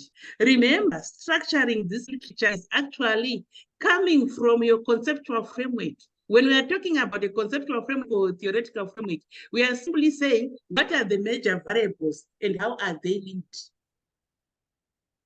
And if you now structure your literature review or your literature search according to those variables, then you will be able to do a critical analysis of the information in the literature you are reviewing. The last bit, the list is not exhaustive. You can think of other challenges. The last bit is reporting. How do you report? Reporting is domain specific. If you go to those who do historical studies, they have their special way of reporting. Those who do science education, they have a special way of reporting. You are supposed to know that and make sure that you are reporting according to the demands of your discipline, your faculty, and other things. But one thing I can say about qualitative research is that when I'm reporting a qualitative research, you can use the first person. I did this, I did this, I did, because you have so detached your study. You and the study are inseparable. But when you're now reporting the quantitative study, you are separating yourself, you are detaching yourself from your study. The study did this, the study this, the study this, as if the study is the person itself. And those are some of the rules of the paradigms. You need to know the rules of the paradigms in order to overcome such challenges. I've already talked about, we have been talking about how to overcome those literature review challenges. The challenges normally are specific to you. So you need to know yourself and be able to know. Some challenges can also be about your English proficiency. Because when you are now doing research, this is a time to realize that every subject matters. You make one or two things. As a chemistry person myself, we used to speak in symbols when we were in the domain of chemistry. Yeah. But now, when I was now doing the dissertation or the thesis, I needed the English language for me to be able to convince the reader what I'm talking about. So it is important now to know yourself again. Are you weak in the language of English? The beauty about doing research is it's not an examination. You can consult as many people as possible before even you present your work to your supervisor. Because the first time you present your literature review and it's reading like a newspaper or a novel, then the supervisor is going to be put off and they will label you. And once you are labeled, the next time you submit something, this is that person. As a result, I'm going to not to look at your work. So do consultative work outside your supervisor so that when you are now presenting your work to the supervisor, he can count you as one of the his or a best scholars or candidates. Right. This is about the challenges of literature review, and then we can maybe let me pause for comments, questions, and additions.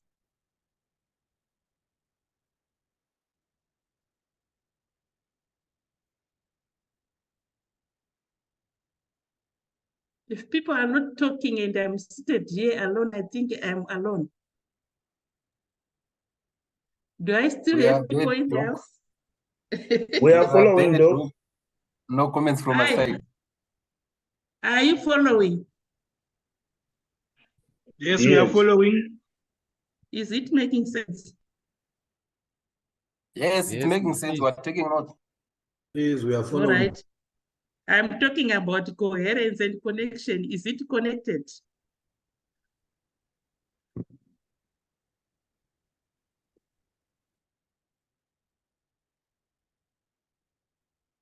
Right. Let me move on to the bit of, because this topic was a bit broad, but I think we'll be able to do justice to it, given the time we have. Right. When it comes to theoretical frameworks now, it can be theoretical framework, it can be a theory or theories that you choose to guide your research. And for you to be able to choose the theory, at least you have visited the literature, and you say, and you know the theories, the topical theories in your domain. Like if you are working in science, anything to do with the teaching and learning of science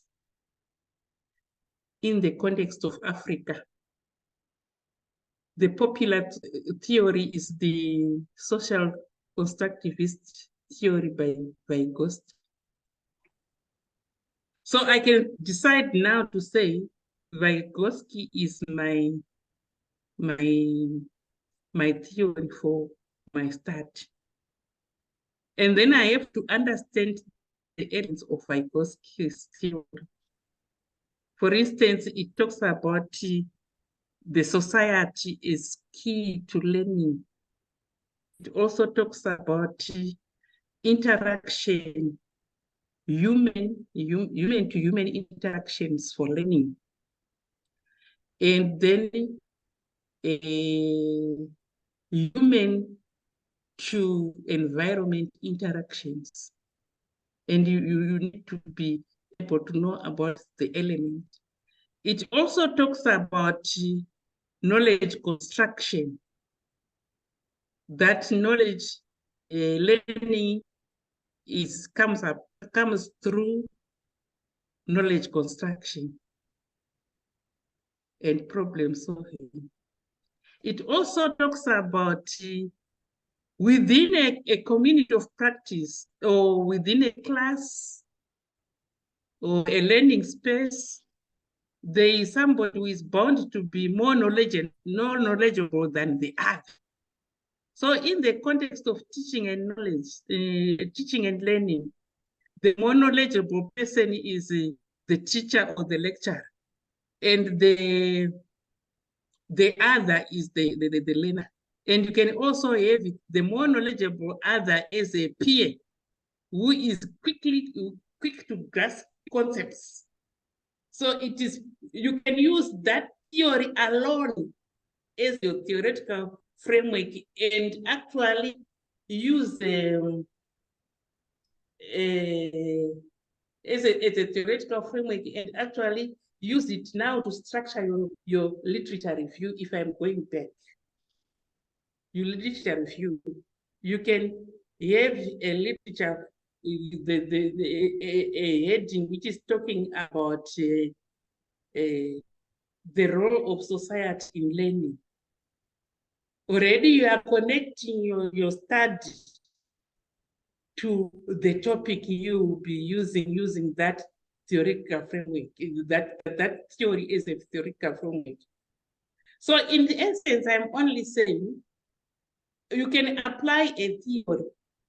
And in quantitative terms, you can also apply one theory. That means the position of your theory is different in quantitative research to that in qualitative research. In quantitative research, the theory is normally generally situated before a hypothesis. because it is the basis of your formulation of your study hypothesis and objectives. But when it comes now to qualitative research, you are simply saying, my theory is going to serve as a backbone of my research questions, because I'm approaching this study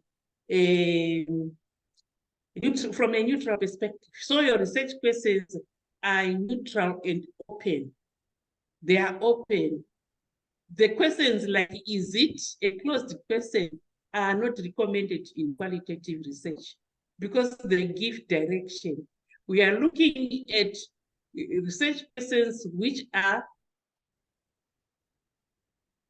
not directed, which are very neutral. They can either go this side, that side, forward or backwards. So that's about the theory. So when we are using it now as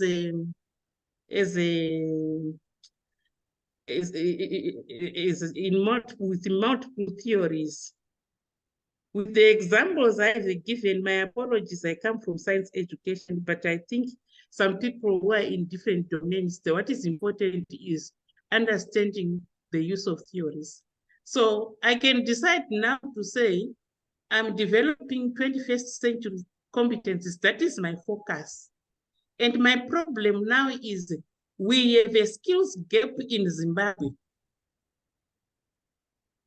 or citizens who are not scientifically literate. But by scientific interest, we are not referring to the science domain only. We are looking at the issues of adaptability. That's a human trait. We are looking at the issues of the critical thinking. That is a human trait. We are looking at the issues of problem solving. That is a human trait. So we are saying we don't have skilled manpower in our industry because most of our workers are limited in these 21st century competencies. That is the problem. So when it comes to trying to solve that problem, we say we trace back to the education system, and we say it is because the people are not taught these schools. And then I want to pick up a research framework from a theory perspective, not from one theory, but from many theories. My thinking is that I will bring in the one I've already unpacked, a social constructivist theory. Then I will pick another one, which can be inquiry learning. I will also want to pick another one, which in this case I can use the Ubuntu philosophy as a theoretical framework, because there is an argument that Ubuntu is not a mere philosophy, but it is actually rather a paradigm. So when you are using it as a paradigm, you are bringing the three together, and you start by defining what constructivism is all about. You define what inquiry learning is all about. You define what Ubuntu is all about in the context of your study. After that, you now say, these are the theories we are going to form my theoretical framework. But what really elements do I want from each theory? You look for the common elements. What are the common elements? Like if I look at what I have said, you will find that from the Ubuntu and from social constructivism, society is a common element. And what is it about society? Color is a common element. So I pick it up, I put it there. Then I look at another thing. Inquiry is a inquiry learning, one of the elements of inquiry learning is problem solving. So if I go to constructivism, I find problem solving. If I go to Ubuntu, I find also problem solving, but in the context of life, in situ of life. I bring those elements together and I connect them into a theoretical framework.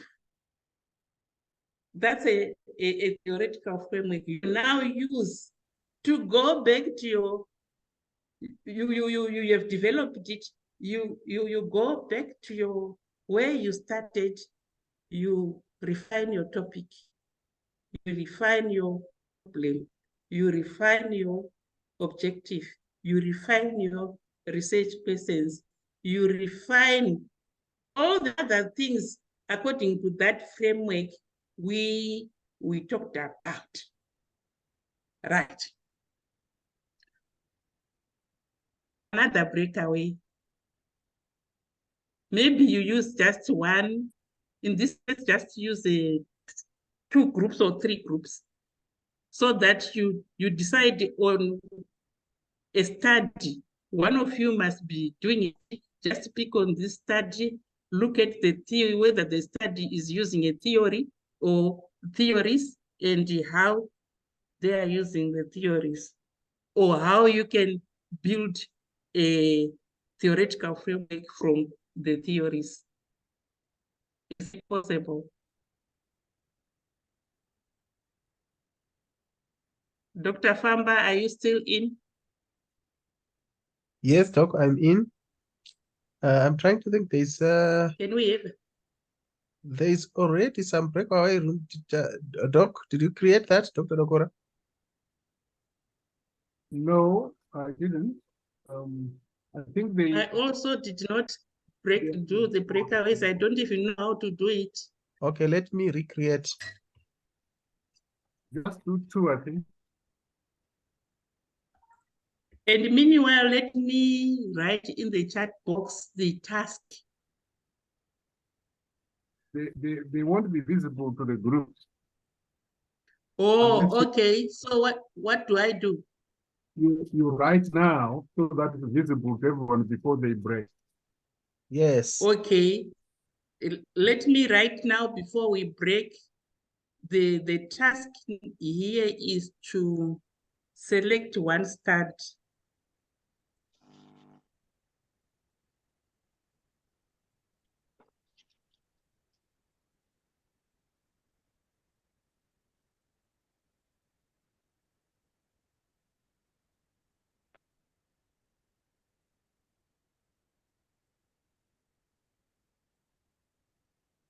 Then we decide on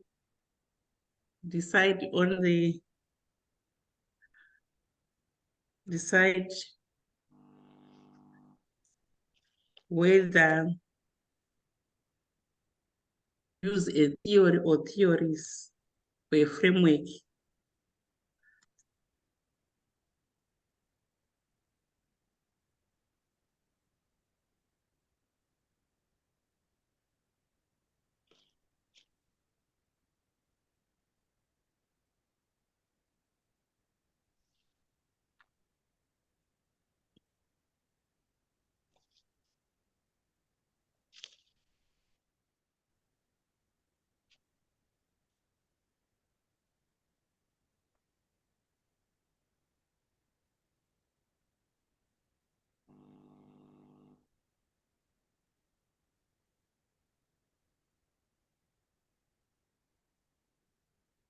And the next thing is to build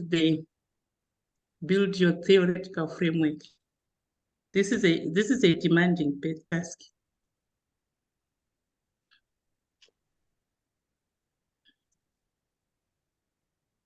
Build the theoretical.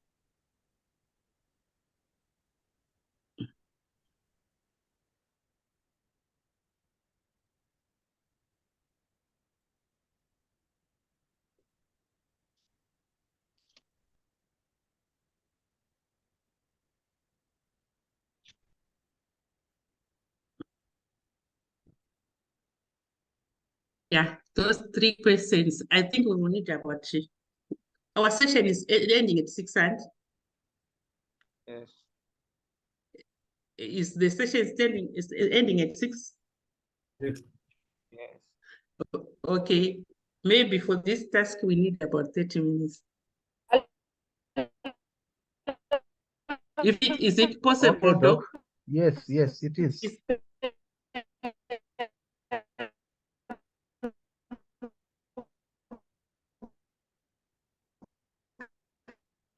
And probably we will need one group to volunteer to share from their end, if it is possible. Hello?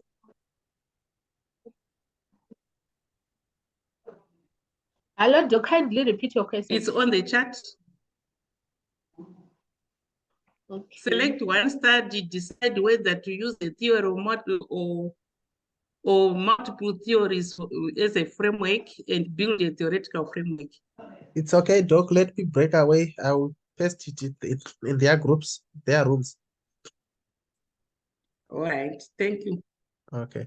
So when we come back, we want a volunteer group to just give a feedback. Or there are only two groups, both can actually report that. Yeah, so if there are two groups, both can report. I will not join any group. You see time to take some tips. Hello, I said it gives you time to take some tea. yes, and I'm tired, but I can continue.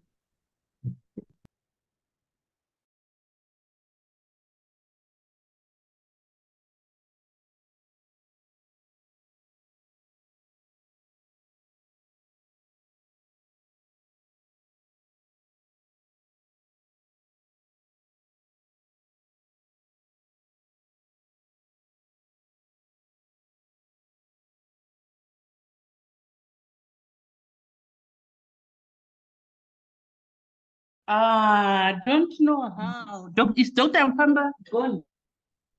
No, I mean, Doc. Somebody is asking you to allocate to a group. Okay, let me check if they are even in the waiting for the groups. Who is that? Because I see a number of them. It's Farisai Machona. I was busy writing down the questions, so I couldn't join that moment you asked me to join group 2. No. So I said Also, later. ah. Hey. Now let me see. How do I... Let me see how to add you now. This is the first of its kind because I can't see your name in the waiting for the rooms. Farsai Machona. Yes, Doc. But I'm still in you are supposed to join. Find I think there should be an icon there because I can see you are in room 1. Yeah, you had asked me to join a group, then I said later because I was still copying the questions. Let me try to change you to room 3. Yes, yes. Let me join now. Thank you.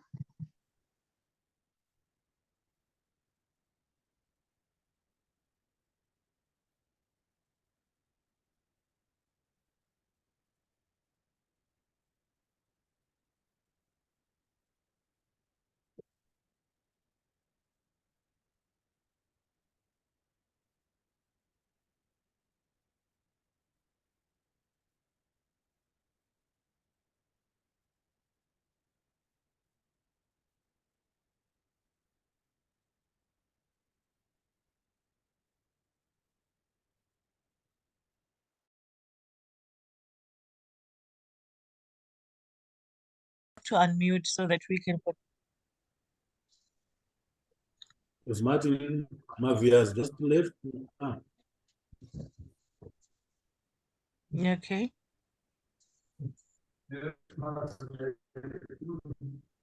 Are you in, Mavia? Yes. Thank you. Did you manage to get the questions? Oh, now we can see.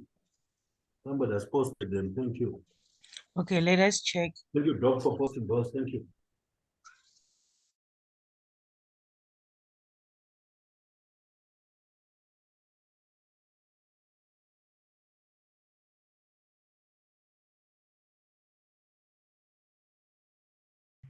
Yeah. Yeah.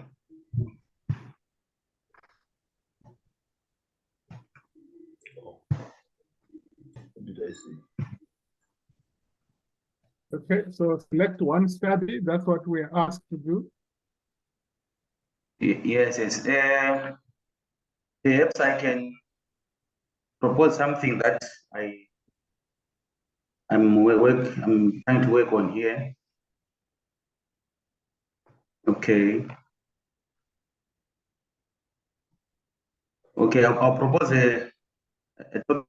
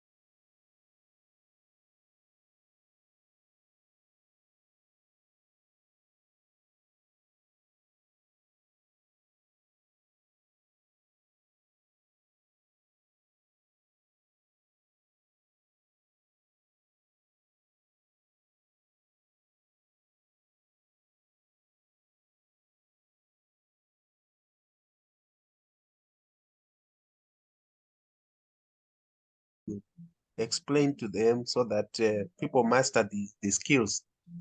It's also one of the most important skills, these presentation skills that you are using. Exactly. Because soon they will And be doing presentations worldwide. yeah, they'll be doing presentation worldwide. So they Yeah. need those skills. But for this session, I think this was our last breakaway. Yes, yes. So I think you can continue. They will join, and if they miss the first part, they will get it on recording. Okay. Are we not getting feedback from them? I wanted one or two from just to make sure that I have something from them. Okay, Doc. Let's hear from them. But I think I was in one group that was having an exciting discussion. Yes. But I see there's only one member from that group, I think. Is it two? But the main person with the topic is not yet in. So maybe we can have another group to start. Unless a member from that group is willing to take off.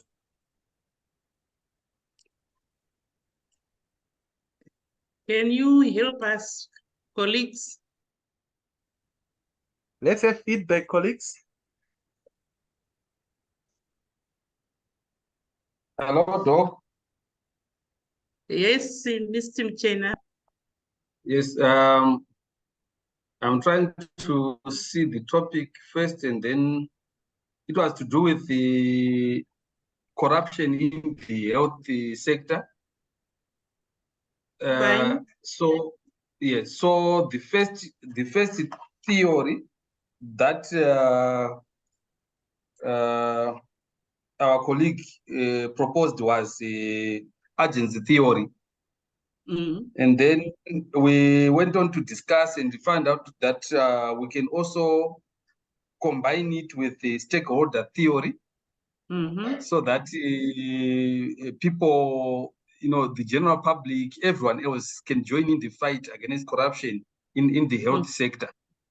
Yes. And then on further discussions, we found out that we can also group these two theories with with another corporate governance theory of what was it? Resource dependence, resource-based view. Resource dependence. So that if for example, if we have a board of directors, some organizations just have 10 directors, and then if we increase the number of directors and if we increase the number of independent directors, then that is bound to have mechanisms to thwart corruption. So because it was corruption, and then we said, but there is also theories to do with the corruption itself. So we ended up getting two more theories from the field of corruption. One of them being institutional corruption theory, and the other one I'm forgetting. I was trying to jot down, then we exited the group. But then we had all these theoretical frameworks where our colleague can now choose to, to blend 2, 3, or 4 to come up with a very good theoretical framework. Thank you very much. You actually got it, because this is one of the most difficult stages in doing a research, a postgraduate study. But I would want to know the level of that candidate or student. Is it master's? Is it PhD? Is it a PhD? Would you know, Muchena? Doc? Yes. Yes, I know this student.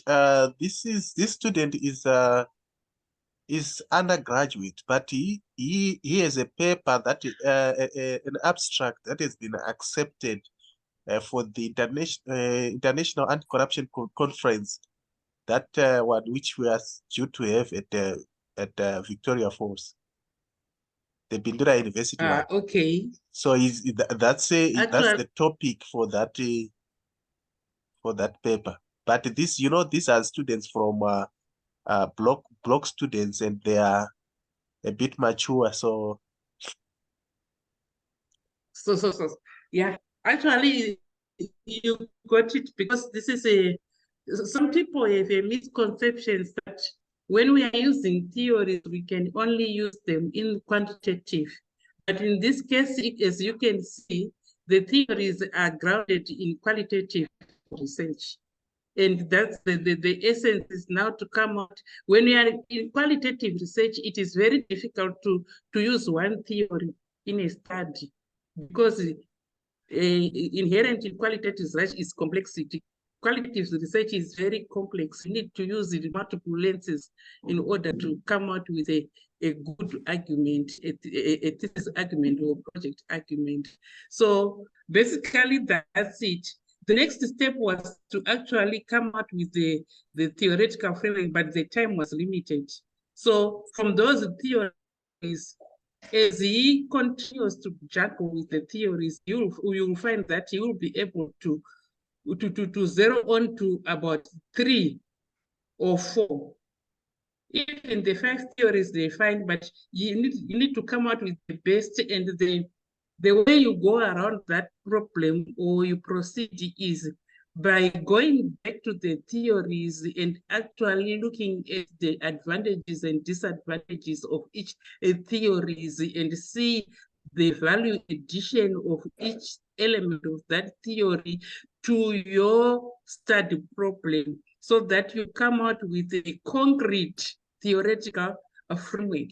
Once you have done that, how do you present now the theoretical framework? Because what you have been doing was you talked about this theory and say it is tackling this angle of this problem. That theory, it is tackling that angle of this problem. That one, this angle of the problem. But you want to appraise the reader first about the theory. Then you move on to say, what am I selecting from the theory? You select what you want to build now your theoretical framework. After the theoretical framework, which if you are building, you can talk about it in words, or you can present it into a mind map, into a diagram. You now link your theories and so forth, and you put in each facet. We are now in each space of that theory, that this is what I'm interested in. This is what I am interested in. Remember the what, the why, and the how framework of articulating whatever you are doing. So for each, in each phase, you are now articulating those things, these things, and linking them. Then after that structure or that description, you can decide to put a structure, you can decide to describe in words. Then afterwards, the next thing is how is your theoretical framework informing your study. Then you have sealed now the chapter on theoretical framework. Many people wonder how this can be a chapter. But from my discussion, you can see that there's a lot of work to do, and you don't want to leave any stone unturned, because if it is a qualitative study, your interest is to be plausible and convincing to the reader. Remember, you are presenting to a reader who is or your own lens and wants to buy to your lens the ways of seeing things and so forth. So that is the essence of actually doing things in depth and bringing out a story about how you came up to have this theoretical framework. That was the essence of the study, and from that group, I'm quite impressed. The other group, do we have any representative in the other group?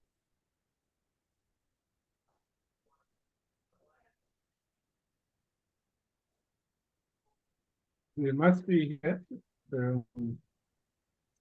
Our representative was Jablani. He's in the house. Okay.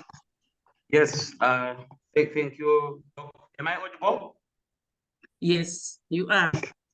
Yes, our proposed topic was a topic that someone in our group is working on, is work in progress. The topic is already on the chat box. It's exploring the multidimensional drivers of conflict among communal farmers in Angola, colony climate and non-climate perspective. On that topic, we didn't put there's a local that, but since the person is work in progress, we decided to omit the local case study. But there's a local case study. Yes, yes. And what we noted during our discussion is that this topic takes an interdisciplinary approach. It is situated both in the agrarian as well as the conflict as a stud fields. So the topic alone has shown to us that the issues to be dealt with cannot be explained by a single theory, owing to the multidisciplinary nature of the issues that are to be explored. And we noted that the issues of conflict that have been grouped into climate and non-climatic perspectives. They are multifaceted and complex in nature, and hence cannot be explained by a single theory. So we propose, based on existing literature in the subject area, we propose 6 theories that could be used, but we refined them to 4. The first one was conflict theory, where we looked at whose main core of explanation is the issue of competition over resources and social inequality. So this theory mainly looks at causation. It looks at causes per theory. And since we're dealing with communal farmers, we noted that the main issue, one would require to unpack the various causes at play, and this theory would do justice to look at the various causes. Then we also noted that a conflict resolution theory can be another theory that can help to explain the possible ways of conflict resolution in the conflict.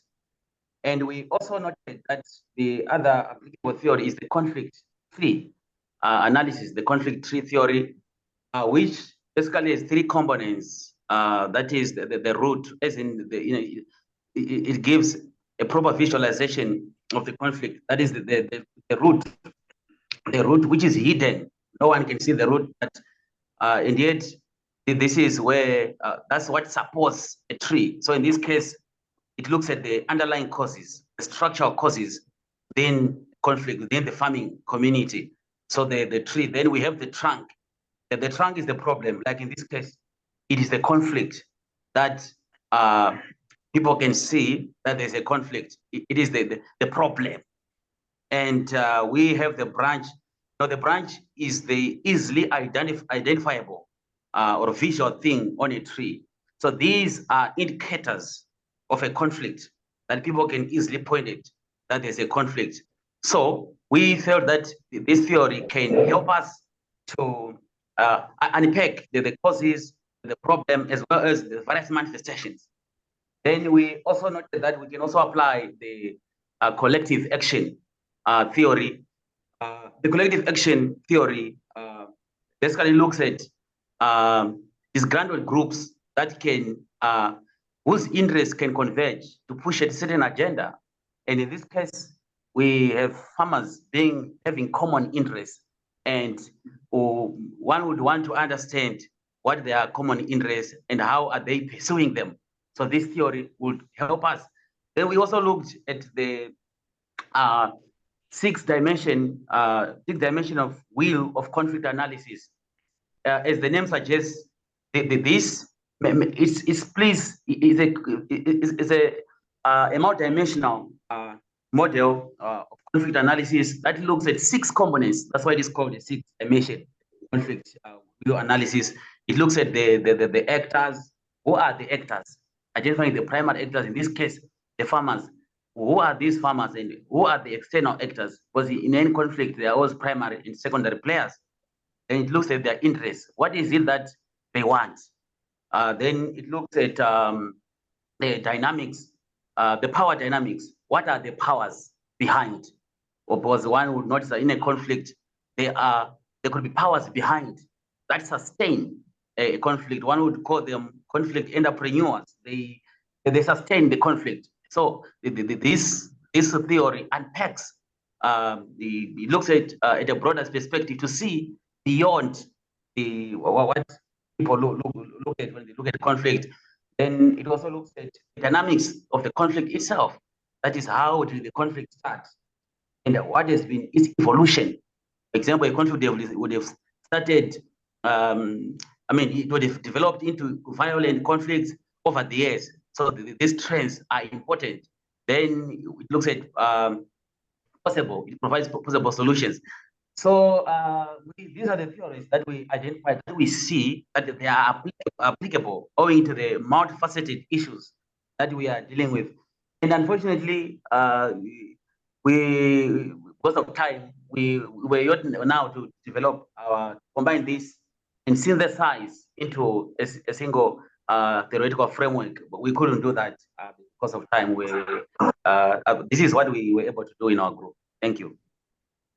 Thank you very much. Actually, I'm very impressed by the two group presentations, because I've been doing this for a long time, internationally and so forth, and I find the issue of grasping the concepts of theoretical frameworks and so forth very difficult for people. But from what you have given me as a feedback, it shows that at least you now have the basics of how to go about developing your theoretical framework for your own study. And you can even consider the issue of discussing that within one chapter, not bunching it with the literature review. You simply say, because the research is about your choices, you simply convince the reader, the supervisor, that for my study, because of its complex nature,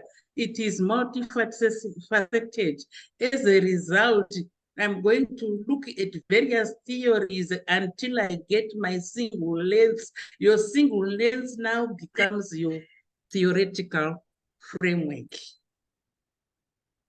Any questions before we move on to I project my next, I share my screen for the next things. Any comments, any discussions,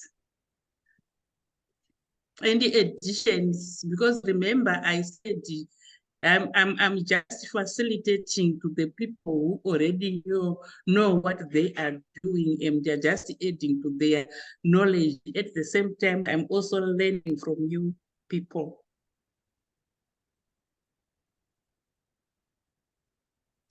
Yeah, George. Hello, Doc. Yes, George. Okay, so because of time, I was in group 2. We're not Yes. able to discuss about the framework, but I have some ideas which I wanted to post on how we are going to develop a framework. So, all right, can you share the ideas? On the framework, so I think on how we are going to develop our framework, the first step was to identify the parties involved and their interests. And then after identifying those parties, we have to identify the root causes of the conflict. We use the conflict theory and create a conflict tree diagram. And then from those, we can analyze the potential solutions using the conflict resolution theory, which was mentioned.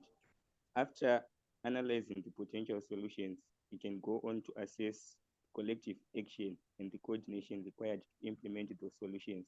So here, the conflict collective action theory comes into play, and then later evaluate the effectiveness of the solutions and adjust as necessary.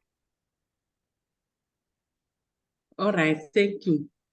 And one thing I have also to share with you is that after developing your theoretical framework, you will see that your understanding of your study is enhanced.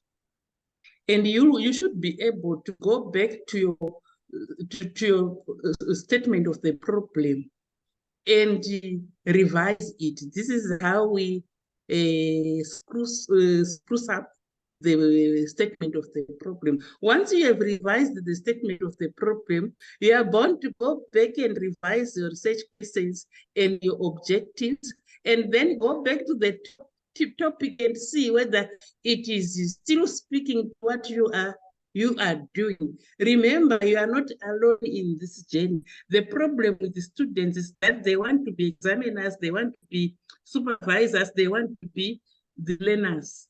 You just take your learning role and leave the rest to the other people, so that it is a journey which you move 2 steps forward and 1 step backwards until you get to the end. So let us now move on to the last segment of our session. I'm trying to share.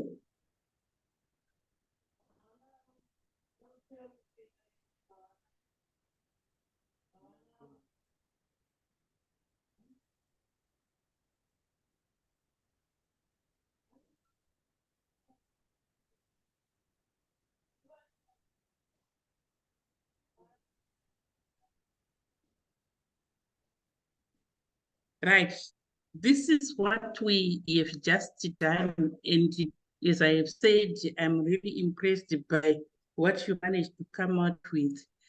What people now have problems with is to differentiate between the theoretical framework and the conceptual framework. But I hope after my talk about what a conceptual framework from a science education perspective, because that is what I'm familiar with, people now transfer that knowledge to their own domains. When we are now grounded in the issues of conceptual framework, we are grounded in qualitative research. Qualitative research. So the qualitative researchers are interested in that issue, particularly if you are at PhD level. The rigor differs from level to level. But when I do my supervision with my students, even the diploma students, I subject them to these issues in a very simple way so that they get the foundation right from diploma level. As they move on to undergrad, they'll be just deepening their understanding of these things. They will not be very difficult.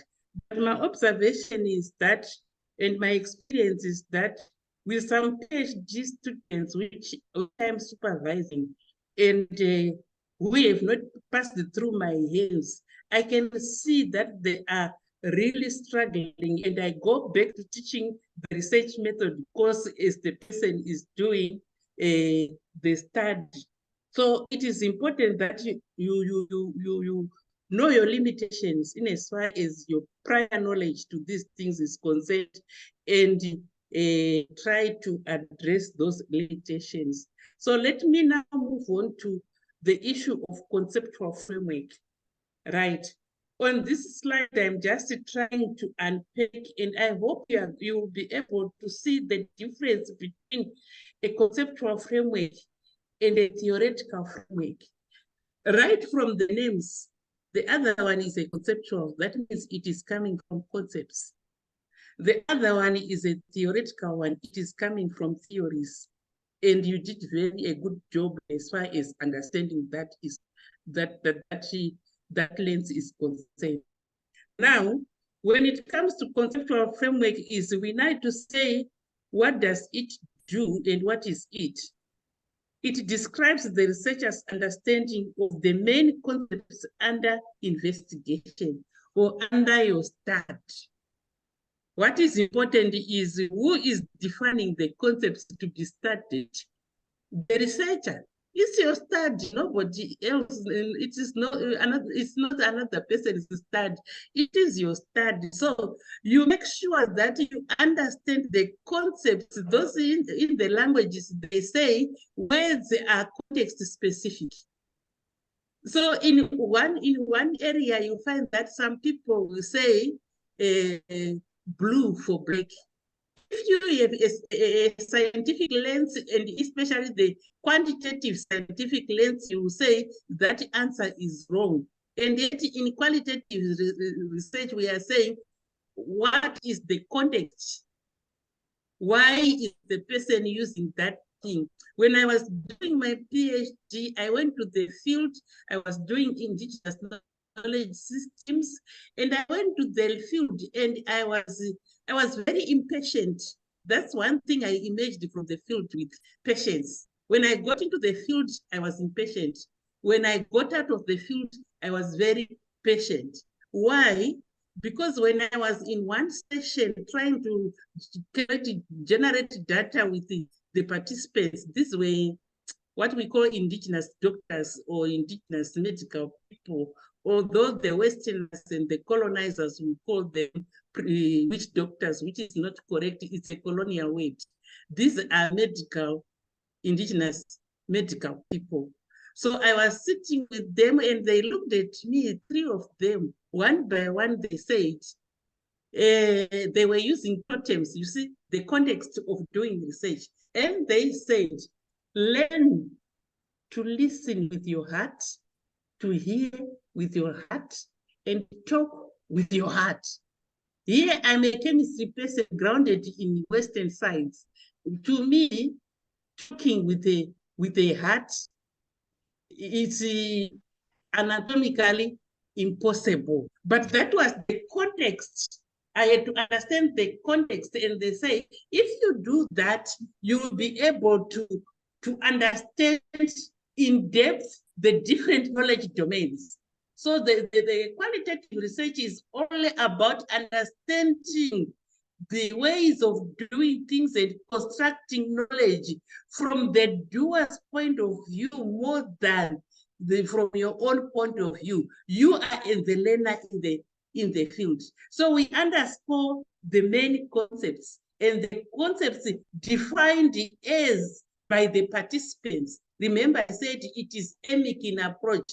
That is the defined by the participants. So it will help you understand that. And it will also help you to respect the whole knowledge holders, because you are now the less knowledgeable and the participant is the more knowledgeable. And you are trying to get that perspective from their own point of view, not from your own point of view. Whether it is an old mother who has never been to school, in this context, you are the learner. The Western educational level does not work in qualitative research. So it is defined. Normally, if you see a structure and below the structure is figured, just a model, it means this is a conceptual framework. By the name, it will say so-and-so model. It is a conceptual framework. Or it is defined as a conceptual framework. So-and-so conceptual framework. Or conceptual framework 4. And what is different or similar? It is created by the researcher. It is created by the researcher, and it integrates different ways of looking at the problem. So we are saying that the phenomena under study in qualitative research is usually human, within the human world. And the human beings are very complex. Hence, the phenomena they bring forward and problems they bring forward are so complex, and they change. They are thinking every now and then. So you need to stress those changes using multiple lenses. It's like you send your own child to the shops to buy bread, and you're expecting the child to come back in 10 minutes. But the child will now come back in 2 hours or 3 hours with the bread, of course. And then you want to ask, where have you been? Obviously, the child will be knowing that very well, I've delayed in coming back, and will have prepared answers to your questions. So the first answer you are going to get is not a correct one, but it is the answer. And as you are looking at the child, you are also looking at the symbolic language to see whether the person is, what she says or he says is in sync with the words. This is where the analogy I've given, my experience, comes in. Please think with your heart, listen with your heart, hear with your heart, talk with your heart. So you are looking for that sync in an integrated way, and you ask questions. Maybe 10 minutes later, you ask a question. By the way, where have you been? the story changes. After 3 hours, you ask, where have you been? You get another story. After a day, yesterday you came back, what was the problem? You now get a full story of what happened. So by using different questions and questioning techniques, so those questions or items or the way you are trying to get information are equated to your lenses or different concepts or what, which you integrate until you get the truth out of what the person is saying. Then the next thing is that it eliminates the presumed relationships among concepts. We want to relate the way we relate ourselves in families. You can belong to the Moyo clan, but within the Moyo clan, you want to define which Moyo and where is this person coming from. So yeah, we are bringing in dots and dots together until we have a full view of the relationship, that this is a cousin, although they are saying it's my brother, but it's a cousin. It is because in the context of a Shona culture, a brother's son is a brother, or is a sister, and so forth. So that's bridging in, eliminating relationships within the concepts.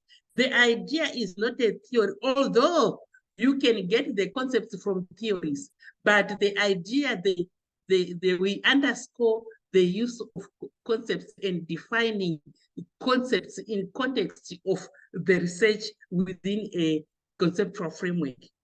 It is informed by literature review. That one we have talked about, and we say in literature review is indispensable. Whether you are building a theoretical framework, whether you are doing literature review to locate a study or to unplug the knowledge gap, whether you are doing it for methodology's sake, whether you are building a conceptual framework, literature review is indispensable. And then you also draw from your own personal experiences and your interaction with other people. When we talk to me formally or informally, you can take some phrases out of it and use them to build a conceptual framework.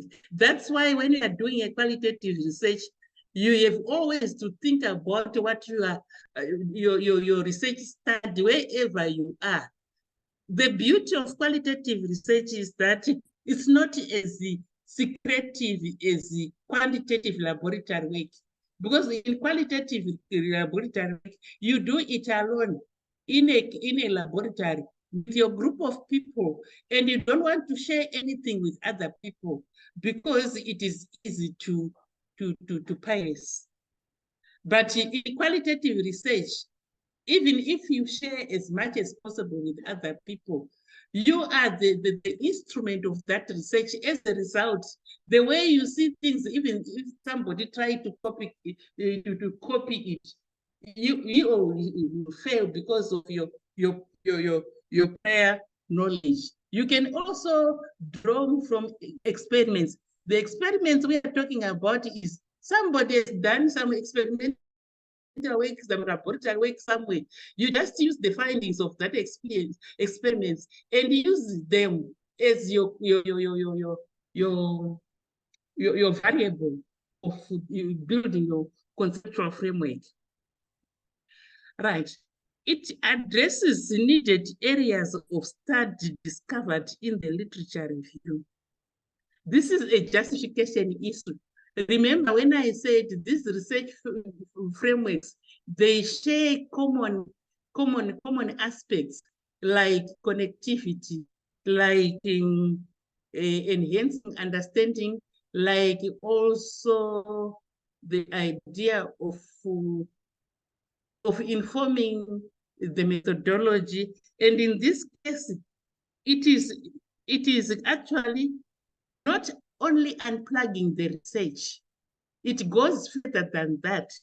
it justifies the need, it rationalizes the need for doing research.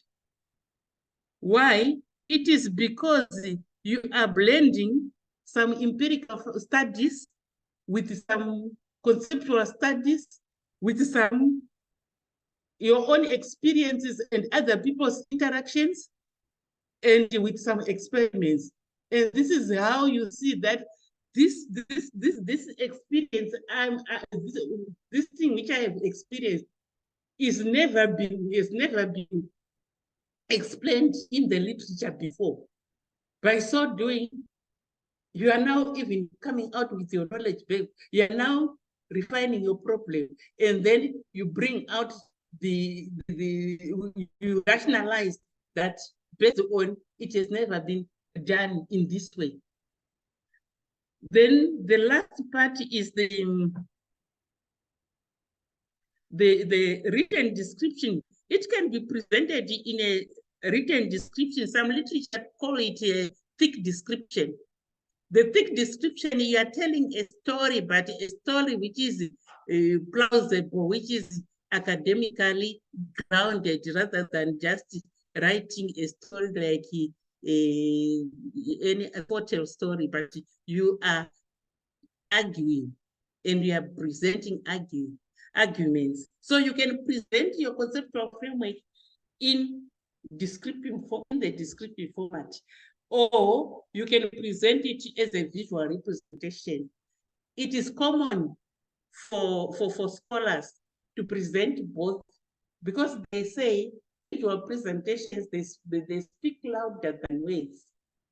But once you present a visual, something in visually, it is subject to multiple interpretations. Like we have said, it's subjective. So you want to tell the reader how you are interpreting your presentation. And this articulates the phenomena under study.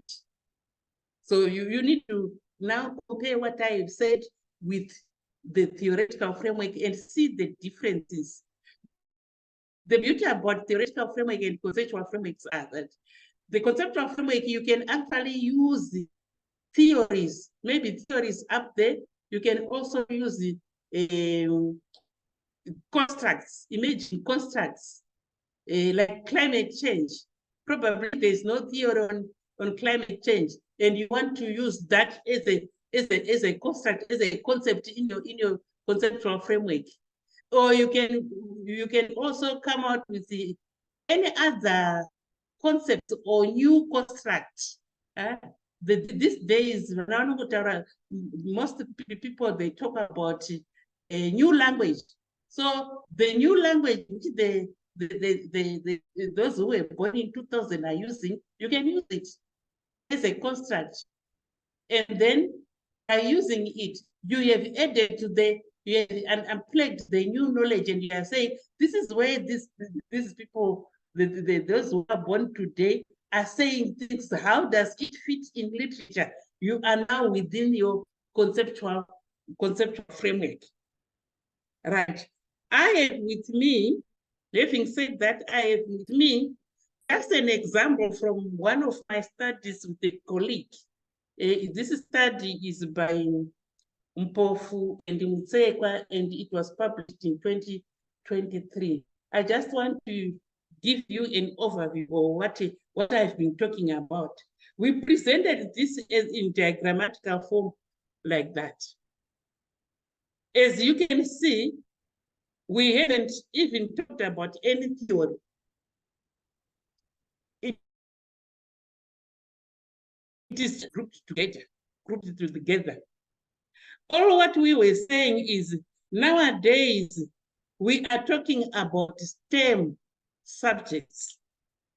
So we are saying in the center there, it's a STEM subject, which can be chemistry, which can be technology, which can be mathematics, which can be agriculture, which can any other STEM subject. So to us, it is a construct. So for us to come out with that which is at the center, and which is the focus of that study, which of the topic school science in Zimbabwe, debate and critique for new direction. We had to unpack what STEM is and what STEM education is. You see, we are not using any theory. We are just unpacking what the concept STEM education is all about. And then we said, when you, in the second cycle level, we are saying STEM can be taught through arts. As in this case, we are saying the arts, like poems, like music, like what, we are identifying that within the arts, even history, we are identifying that within arts, there are some scientific concepts. Hence, if I'm teaching chemistry myself, I will have to look into the arts and link it to chemistry so that students get interested in what I'm teaching, because by nature, chemistry is difficult. For example, I can use proverbs like a metal is beaten in whilst it is hot. I'm just literally transferring the Shona proverbs, which says Simbinrowa, Ichasipisa. So it is a metal is beaten whilst whilst it is hot. Using that proverb, I go to the chemistry domain. This is what I'm saying. And trying to link the chemistry from the Western perspective to that metaphor, which is an art. And I use the creativity of that art to encourage students to come out with to like sciences, because by nature, many students, because of the way they were taught and the detachment, they don't like sciences, particularly the chemistry domain. Then in the next realm, we are simply saying we acknowledge the existence of different STEM disciplines. Hence, we need to bring into our teaching or integrate the teaching of in the teaching of chemistry, the ways those people are doing engineers, different scientists, the mathematicians, the technologists. And lastly, we acknowledge that education or science education is grounded in a particular cultural location. And this cultural location, within that cultural location or society, we are bringing in heritage resources. And we also don't forget what is happening from the cross-cutting issues, like disaster, risky disaster, that is, we take that on board as we are building our conceptual framework. So the first block with those circles forms the one feature, the content feature of the start of the conceptual framework. Then the block, the rectangle, the square forms the context or the societal feature. So we have societal feature 1, then content feature 2 from the cycles, those integrated content, we call it integrated content, is our second feature. The third feature is pedagogy. And pedagogy is just transfer of knowledge. How are we going to get to transfer the integrated content within the context, the African society or Zimbabwean society, using a particular pedagogy? So we get it as a third feature. And we are saying, after that, we are supposed to get some results, which we will be able to categorize as outcomes, and socio-economic progress. The outputs are immediate achievements. The outcomes are medium achievements. The socio-economic progress is the impact of this research. But because it is a conceptual framework, nobody will believe you if you just present it as it is. But how did we come to that conceptual framework?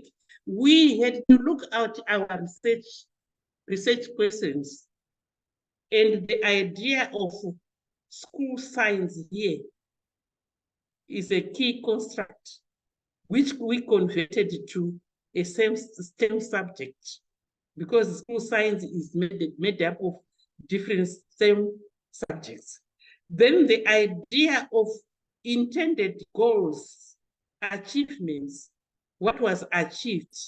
We are saying, we are tracing what was achieved in terms of this. Were they focused in the center, or were they integrating? And how how the intended goals of school science can be achieved. This is now through the pedagogy, and we'll get our results. So this was just to give you an example of a conceptual framework. And when we built this conceptual framework, we had to define what STEM education is, what STEM education is, what technology education is, engineering education is, mathematics education is, heritage resources, the meaning of heritage resources. And we also had to define what a society is. And then say, after doing that, we had now to look at the theories to back up our claims, because a conceptual framework is a claim. It has not been tested before. So we had to back up our claim with theories. Hence, we brought in constructivism, we brought in inquiry learning, we brought in situated cognition, and selected justifying our uses, our theoretical framework based on those theories. We are not building on theories, we are justifying on this conceptual framework. So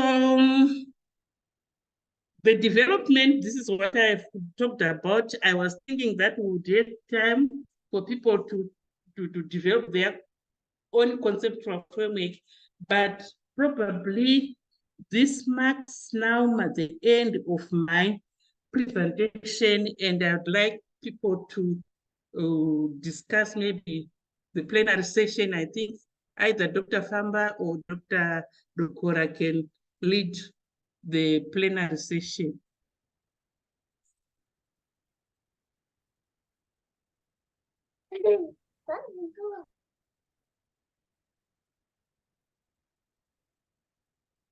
My last slide is just to say thank you, so I'm stopping sharing so that you can. Thank you, Dr. Mpofu. It has been a very long day. I think I want to thank God because it is our first full session without any kind of challenge with either electricity or network. And so it's been a wonderful opportunity. What I could probably do now is that I've seen that we only have 11 people now in the house. So yes, most probably, no, 13 is including the two of us. All right. Yeah, so what I'm thinking is that we could probably end the session, and then we give people a chance to go through the videos, and then we can next week when we start, we just start with a small plenary session, and then when people give us feedback, because the most important thing for this course is that after this, people should go actually and practice. If people had been working on their theoretical frameworks, now they've got to go and try to implement what you have delivered today, and what we have shared also in the rooms, and try to improve. So if they've got challenges now, we can have a small plenary session in the next weekend. We've got Maxwell raising his hand. Maxwell? Thank you, Doctor. I was one of the people who contributed on the challenges on literature review. And my biggest challenge is on information overload. And I was happy that Dr. Mpofu talked about a number of tools that we can use. I was trying to write down as she was talking, but I could not capture all of them. So I had written on the chat box that she could write them so that we can also try to use them as we continue with the literature review chapter. Thank you. I'm very slow in typing. Can I just say them and you can write down? Okay. I'm a very old woman. So age is taking its toll. In fact, as typing is concerned, I was born before computers. So the first one you can make use of is Zotero, Z-O-T-E-R-O. It's a free software package. Okay. Right. You can download what is called Zotero standalone or Zotero Mozilla backed. Okay. They function in the same way. And the Zotero is also a referencing tool. Oh. Yes, you don't have to reference the road's way, and you don't have to buy the software for references. Just use Zotero. It is free, given freely. The other one is Ryan. I think it's R-Y-A-N. That is a literature review analysis software.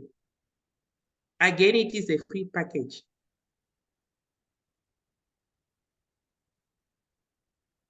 Okay.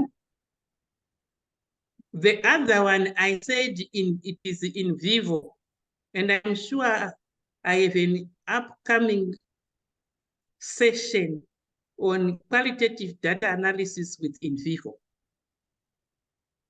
But that one is not free. It's very expensive software.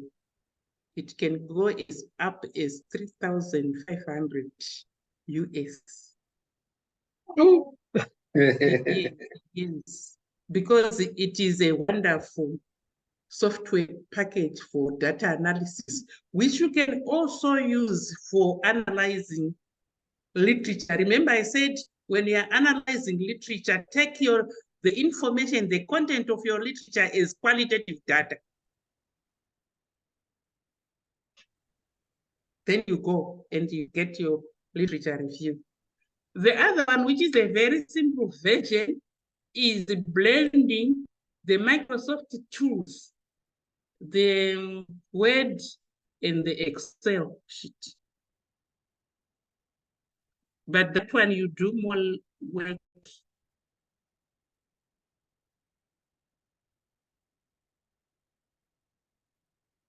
Probably those are the ones I shared today, but they are many. Thank you very much. You're welcome.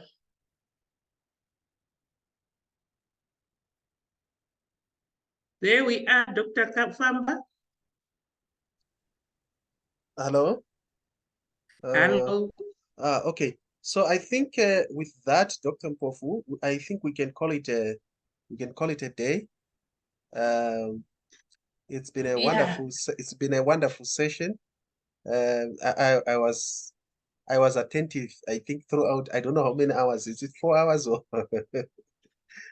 so? Thank you so It's more much. than it's 5 hours. It's 5 hours, right? Thank you very much, Doc. And I really appreciate your coming to join. I know you are such a very busy person. I think for those, for our colleagues, Dr. Mpofu is our Director of Quality Assurance at Bindira University. So she's not someone who's, her coming here is a very important thing for us because she's a very busy person. So let's applaud her engagement with us. Next week, she will be with us again.